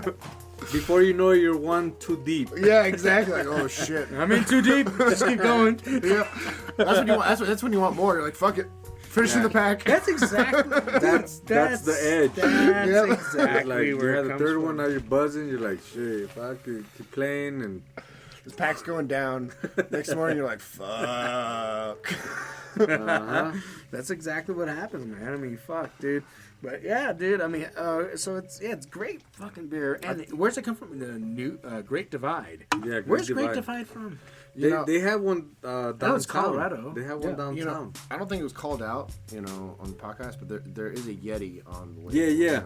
It's not just says Yeti, but it actually shows a Yeti. And No, It's- that's it's- what I was it's, talking about. That guy. I guess So- I didn't call him a Yeti, but I was like, that guy. It's a Bigfoot. It's a Bigfoot. I have a sticker So of this guy. Yeah, that's What's Bigfoot. the difference between Bigfoot There's a and Yeti, the abominable, There's snowman. there's no But difference. It's all the same. let's get into this. All right, so Gabe, okay, so I hear, so you're into Bigfoot. I've spent ample time investigating the topic of Bigfoot. How did this start? When did it start? I have to say, when I came back from Mississippi, Mississippi. What were you doing in Mississippi? I was married and I lived there. My wife was there for. Oh, so you're from Mississippi? No, I'm from here. You're I'm from- here. but then you moved to I lived there Mississippi. just for deployment, and I came Deployment? back. My wife's deployment. Oh, okay. I was the tag along husband. I see. Okay. Yeah, okay, yeah, yeah. Okay, military. Yeah, okay. yeah. Anyway, I came back, and I smoke a lot of weed, so YouTube takes you on places when you smoke a lot of weed. And Yep. I got some nodding over there. So. And I came to a point where we came across a couple of videos that actually I was like that I watched, and I was like, and it didn't show Bigfoot. It just showed something peculiar in the woods. Some stick structure. I was like, wow, that's really interesting. And it was of Colorado, and that made me think about. And then I saw more and more and more and more, and then I was like, can I find this myself? Mm-hmm. Can I associate with this the guy I'm following, and with everything I'm kind of getting exposed to, with never showing Bigfoot ever, just showing showing what's hidden in plain sight, but you just need someone to show you. And then I went out, after spending some time going out there on my own and finding it myself, finding footprints, and then hands down, I'm a believer. Because How old were you when you first started getting in? 30, probably 31. Oh, so this is not that long. Not Wait, long. so you actually went out there and did you camp? No, I That would be crazy. I just go. That would be crazy. I should go out there and camp. I've been invited Man, to, but no, that'd be no. scary to me. It's like fucking hunting for this. What you do, man, Anything. you go out there. You go out there with an open mind, and then you go out there with a little bit of knowledge that you never had before of what you're looking for, and you'd be surprised with what you find in terms of structures, things that are supposedly Bigfoot that you've never realized. That you'd be like, wow, I've seen that before, but I never made the connection that may have been built by. So I want to talk about that. So what are some good signs? Well, I heard smell. So the smell that's it's Bigfoot's there, but the most common sign is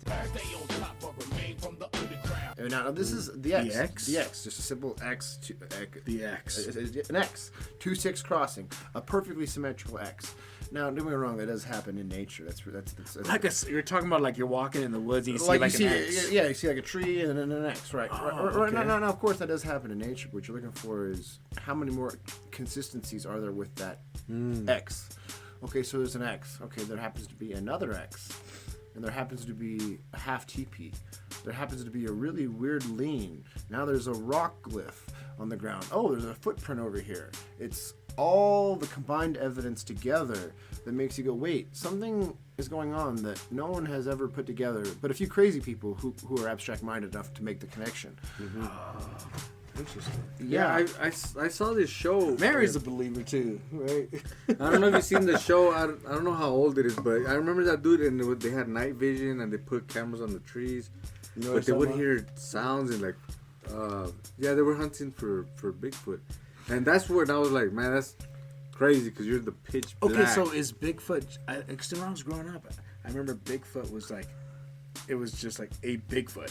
It wasn't like I don't remember many of them. It was just I always thought the world was chasing this one thing. No, because It sounds like it sounds That's like what I there's thought. more. It was only I've- one. I've heard- entity. Well, it's how the rabbit hole goes deep in Bigfoot. yeah, I've heard it was more. So you think there's more? Absolutely. Well, I've heard stories of more, and then they call it the wild man or wild man. So Because I was always confused. Yeti. So yeah, so it's not freaking- just one. So an interesting thing He'd is be dead already. if Bigfoot's a real thing and their structures do exist and they've existed as long as we have, then theoretically speaking, as we are everywhere, so should their structures be everywhere. But most people don't know what they're looking for because it's very much hidden in plain sight. It's abstract constructs that are consistent in large areas that you really have to be kind of thinking like outside the box to make the connection. Yeah. You know, like you wouldn't realize that all these sticks for almost a mile range are connected and above the ground, but in a most elaborate way, like things like that.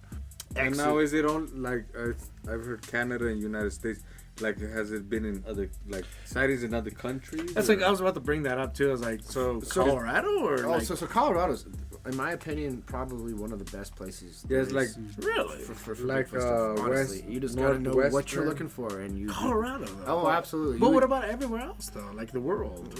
They're associated, from my understanding, they're associated anywhere where there's enough deep, remote wilderness. Yeah.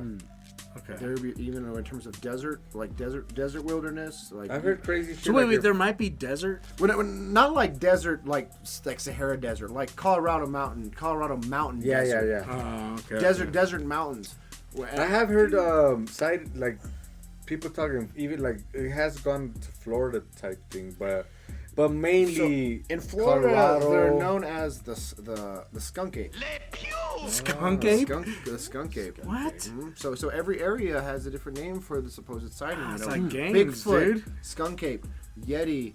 Australia. Sasquatch. Sasquatch. Australia has another name for See, him too. those are the names I'm familiar with. Those three, the other ones are new to me. But I'm used to Bigfoot, Sasquatch, Yeah. Yeti. I don't even know what the difference is. I always just It's just the region. I just How they're assume the associated. same thing. I did hear like Sasquatch. It was just mispronounced from another what they would actually call it. So it just turned into Sasquatch. See, to me, okay, so when I used to watch Star Wars, like when I was a kid, right, I watched episode. Oh, Chewbacca. No, not Chewbacca. Oh.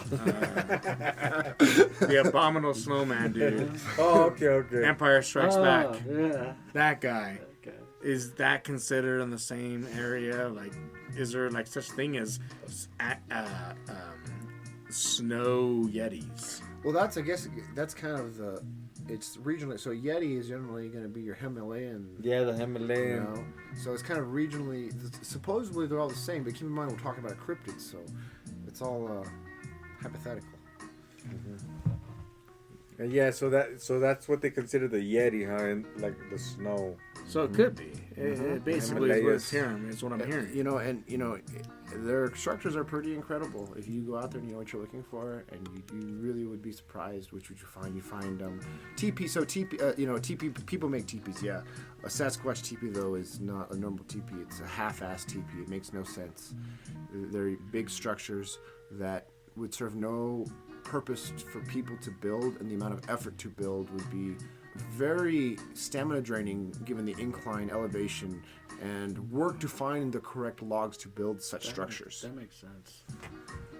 These are things that make you really wonder, why are these here? And then you put together the other pieces, the footprints associated, the X's associated. You really start to go make a connection. What all of it means is still a mystery because it's a cryptid. Yeah. So when you're looking for, like, let's say feet, what's a foot look like? I guess for a big, like a big foot. I guess essentially you're looking for, I guess, a somewhat human-like footprint, but you're also looking for the indent. You're looking for toes. And plus, what is it? They say And you're like, looking for okay, size. that You're looking for makes size. sense. I'm just being realistic. You're looking for not looking for human footprints, but you're looking for a footprint. and plus they say like 8 foot tall. Yeah. Their footprints are huge. Their stride is incredible, and they also tend to follow a completely linear stride especially in snow. Oh yeah. Where when I say a linear stride, I mean literally 1 foot is literally 5 feet in front of you directly. Boom! Like they that's put like 1 a- foot into the that's like snow. a whole They take body. the whole foot out of the snow. That whole mass, and then So like a one line. they got one line. Oh wow. Yeah, I bet you he could, if he was like, I could just picture like if it would run. It looked like he's running slow, but the big There's a lot of the researchers. big leg is he's going. So, what you believe of their intelligence is up for debate. But they are smart enough to keep their tracks in areas where they know they leave tracks incredibly minimal, taking extra steps between strides because they know they need to jump through it. I'll tell you what, whether Bigfoot's real or not, I challenge everyone to go off the trail. Look around, not just, look around what's out there in the woods and actually like be a little over analytical. Yeah, step out the box. Yeah, step out the box, and you really would be surprised that, because, you read the history books and everything, we just kind of go with the flow with what we're told and the rules and, stay in the lines.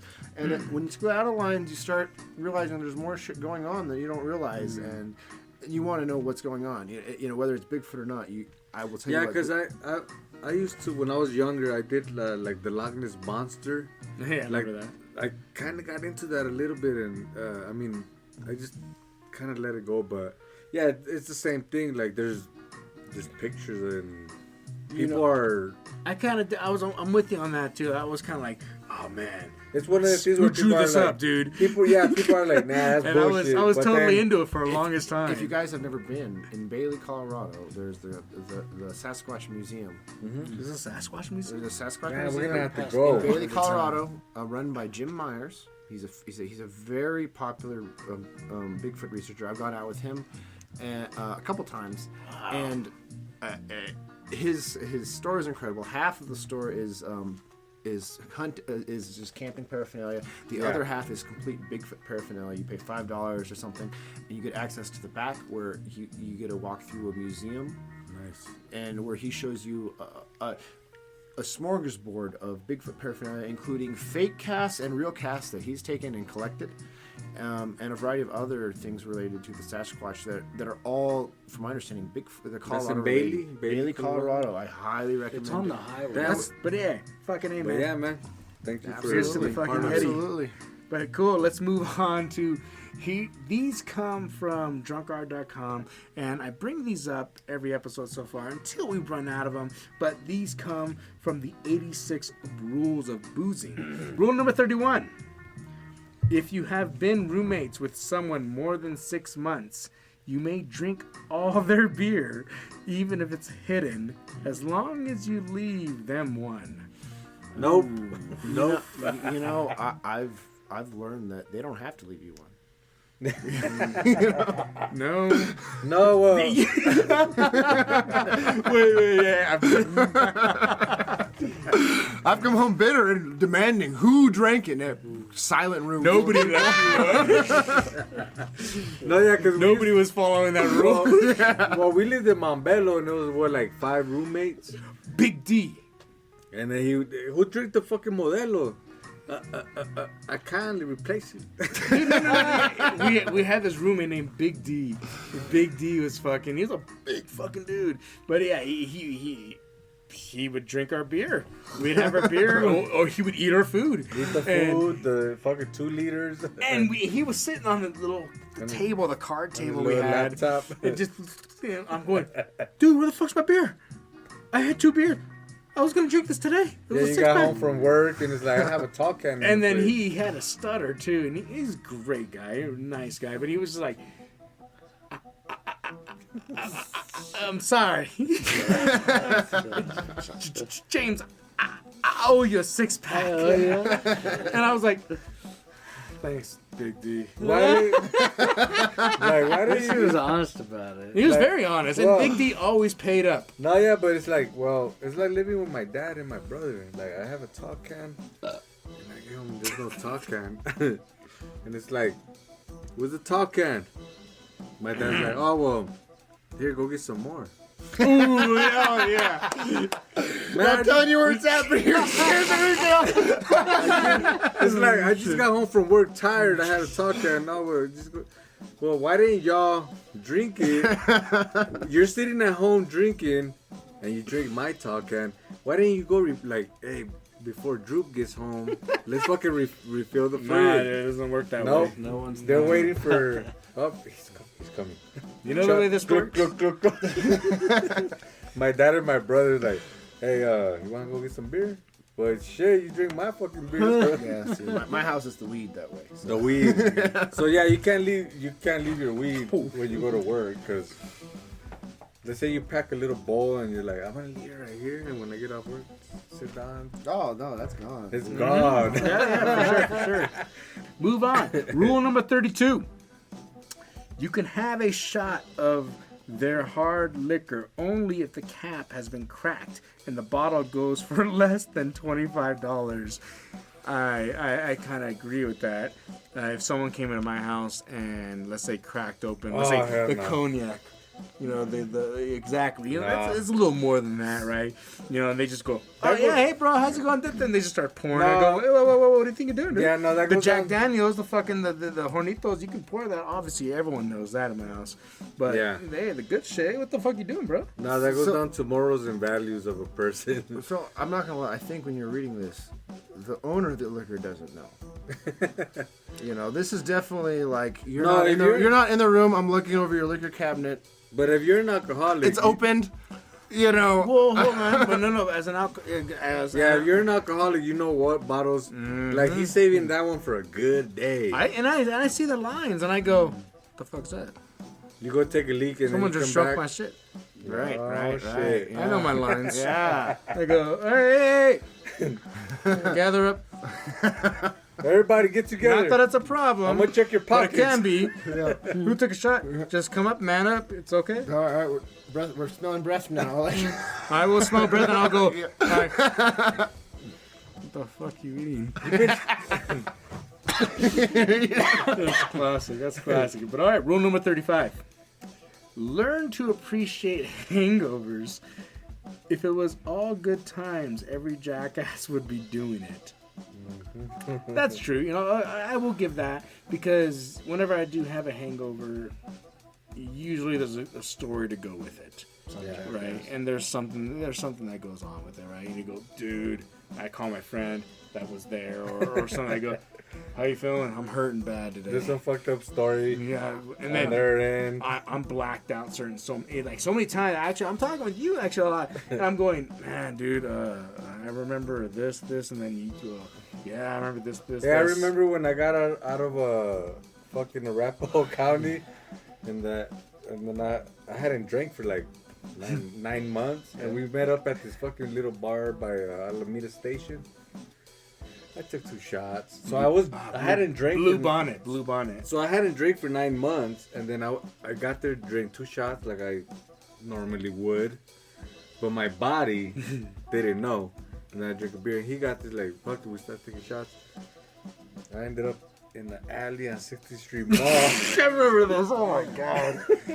I started tagging downtown, and then the cops chased me, and then I hit where this homeless dude was in the alley, and I took my shirt off, and that was the last thing I remember. The cops chasing me, and then even getting to work, I missed the next day, and then the third day, my boss is like, "You haven't missed work for 9 months." What happened, dude? But now you're free, and it seems like alcohol's a problem for you. And I call him, hey, you make it home? Fucking woke up in your car somewhere. Oh yeah, that's right. Wait, was that And you were only like 10 minutes away from the fucking station. Oh man, that's Remember that? You're like, Jesus, I don't know what happened, but I woke up in my car. Ah, man, that's not the first time I woke up somewhere like that. I remember waking up in my car before. I've done that a few times. There was this one time I really got fucked. I was living in like Golden, I think, at the time. I woke up in some other person's fucking house. The apartments look the same. The apartments I look the get it. same. I And get you know it. what? And I found out the truth. Apparently, I was real fucked up, and I was walking to my apartment in the complex, and I just, fuck, man. Just go up the stairs. I just left. laid on the fucking hill, like where the grassy area was, in front of that. I was like, oh, this feels pretty good. I just kind of laid down. Dude, I've straight up gone into someone's apartment, sat on the couch, and we're like, holy shit, we're in the wrong fucking place. I have done that exactly too. You gotta get shot. This one, a girl was walking by and she found me laid out on the grass. She picked, like kind of, hey, come on. And she was like, come on. And she took me into her apartment. And these apartments look all the same. I woke up with a crocheted blanket on my chest. And in a room, it looked exactly like my living room. And I was like, I look up, I go, You didn't think about it for a second. And then I pick my head up and I look at the couch and I go, Wait a minute. couch. And I look over like, what the fuck is that? And I look over at the blanket and I go, the fuck? I don't remember this recliner. And I look over like, where's my big TV? Like, Holy shit, where am I? yeah, the eyes kind of like hype and I go, oh. And I fucking put the blanket off and I come like, get up. Tiptoe out. Yeah, I can fucking get up all quiet. I go, exactly. Look at her and go, I think I smell. If I can go out, I go, nothing. Okay. Nothing happened. Okay. Nothing happened. Okay, cool. I gotta go back home. My chick's still over there. Like, God damn it, nothing happened. But yeah. Where then, were you at? as the day progressed, though, pieces and memories and flashes, start coming back, and then I start remembering. I was like, oh yeah, that's right. I did get dropped off over there. And then I remember, like, spinning in the quadrant. I was like, yeah, woo, and I go out and I lay out, and yeah, I kind of do remember somebody talking to me. But yeah, fucking. Well, that was a good Samaritan. Yeah, I had a good. Yeah, exactly. Because they could have just, who knows. You could have been woke up in fucking Golden Jail. Being like, ooh, it's cold in here. What is that, Jefferson County? Dude, Jefferson County, man, that ain't. Hey, public intoxication. I will say that I've never appreciated it. Oh, hell no. No, it sucks. It sucks. However, there's usually a good story that goes with it. Mm-hmm. And that's where the appreciation comes from, I think. Is, someone, you go, oh man, hey, I talked to you. I'll be like, what happened? And as we're talking and we're going back, you did this or you did that. Pieces start coming Yep. together. And then the puzzles start fitting. You go like this. Oh yeah, did I say that to her? Holy shit, I liked her. Fuck, or you're like, damn it, fuck, I fucked up. Is that why my fist is broken? I was calling her today and she was acting sketch. And I had no idea why. Now it makes sense. Appreciating a hangover, just acknowledging, like, man, I fucked up last night. Or that too. And but those are bad. Believe it. Those are bad appreciation nights, right? Where you're like, fuck, I don't appreciate that shit. I fucked up. Or Yeah. fucked up hangovers, but it was a good night. Like, well, Yeah. it was worth it. Those are rare, but very, Yeah. very satisfying. Yeah, you You're could like, you know what? I feel like that, but I had a blast. You could appreciate it. last Like, night. I'm dying today. But last but night it really was worth was it. fun. Yeah. But all right, man. Rule number 36: if you ever feel depressed, get out a bartender's guide and browse through all the drinks you've never tried. Well, I speaking think of, it's just a secret way. It's just like, just get drunk. pretty well, much, yeah. I it mean, sounds speaking of like hangovers, because I mean, alcohol is like a downer. So, if you go on a binge drink or get fucked up overnight, the chemical imbalance of your brain is so some people are naturally happy. Like, you feel depressed. The fuck. Like, It's natural. It is natural. it's a chemical imbalance of the drinking. Yeah. But so when I do feel like that, I cure my hangover the way I do. I drink another beer, eat food.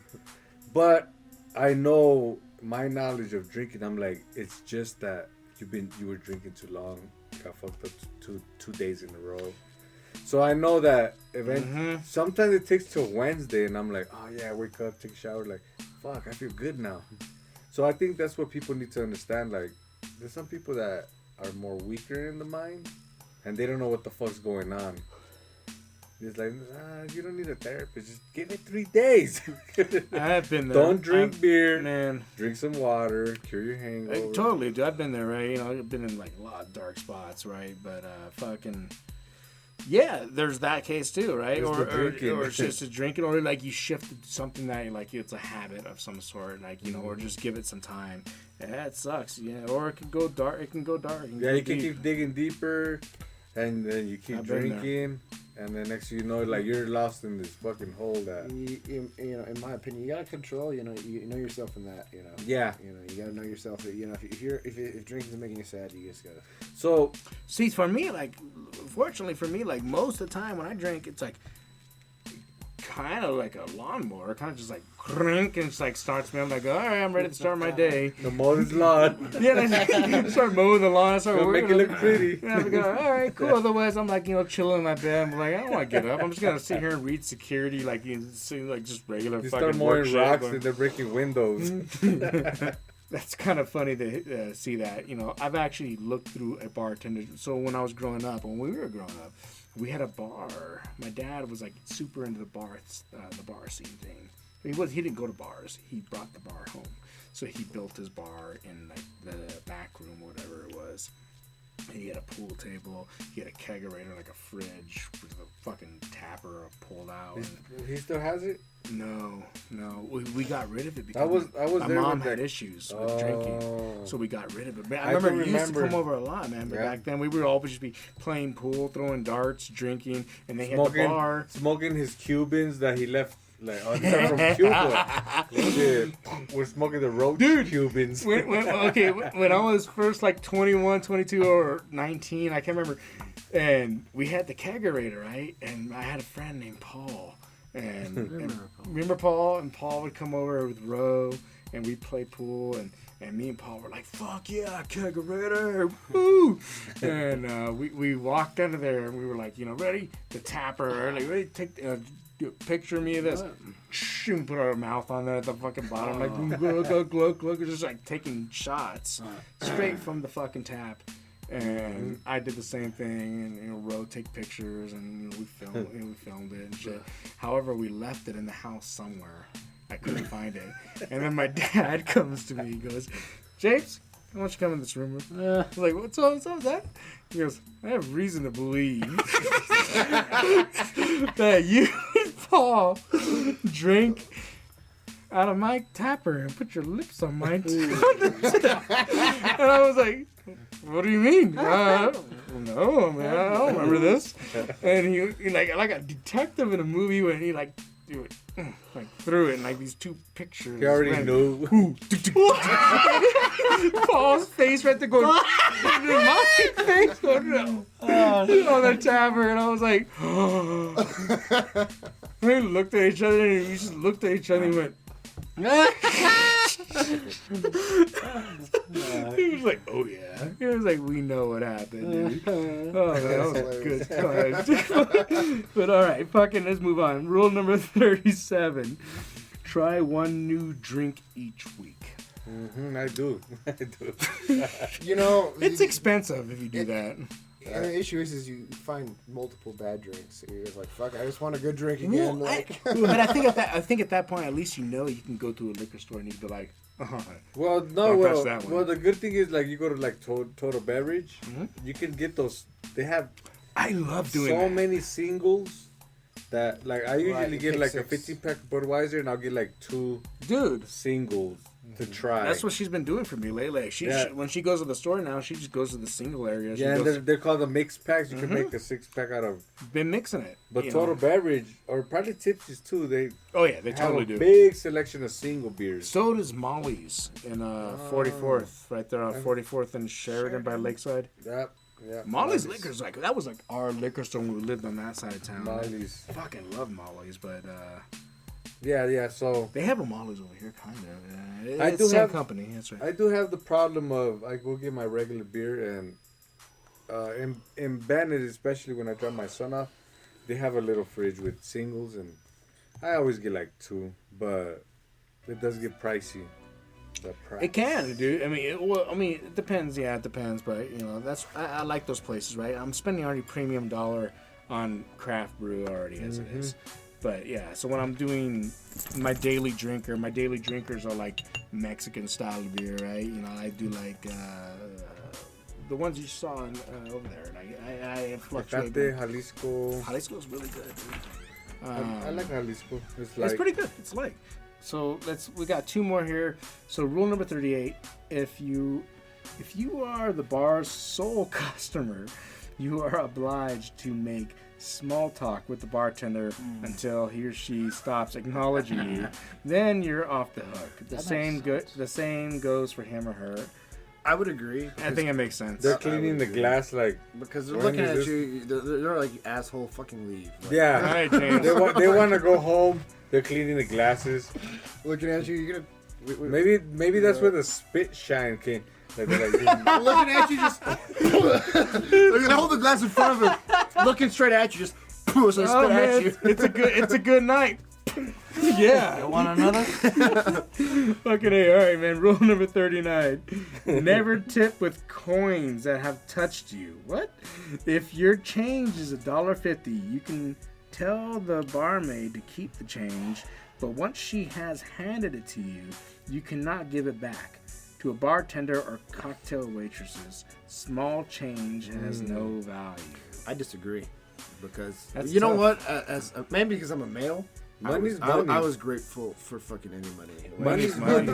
Yeah, because if it's $1.50 here, $1.50 there, that those Wow, $2.50. $3. Yeah, That's a lot of money. fuck that. They can't be picky. Nobody should be. Picky I don't think I've ever met a waitress that went like, nah. No, I'm thank taking, you. Ding, ding, ding, ding. They just Shit. take the fucking coins. I would too. You know, money's money. But fuck. Shit, I get home with change and I have a jar. You And you would have a change jar. I've been saving it for like a year. Just that little change you have, boom. Shit, that motherfucker's heavy and full. So they better take that change if they want money. A penny My saved. headset's kind of A bad. penny saved is a penny earned. That's what they say. It still is true. All right, until we get rid of those coins one day. Mm-hmm. But fucking, all right, dude. Yeah. So that comes to the end of the episode. So, yeah, Mile High Liquor Hour, man. This Yeah, is man. the We'd like to fourth thank the episode. guests. I want to thank the guests. Thank you all for coming down. You know, anytime, obviously, you know, reach out to me, you know, or Droop, you know, or reach out to our email if you guys want to get on the episode. Hell yeah, man. We're going to end it with the same song from the featured artist we heard earlier before, hacked up Denver, Colorado, power violence type music. Find the music on Bandcamp, YouTube, and it's one of my ex-bands. We're no longer, but it is something that once existed.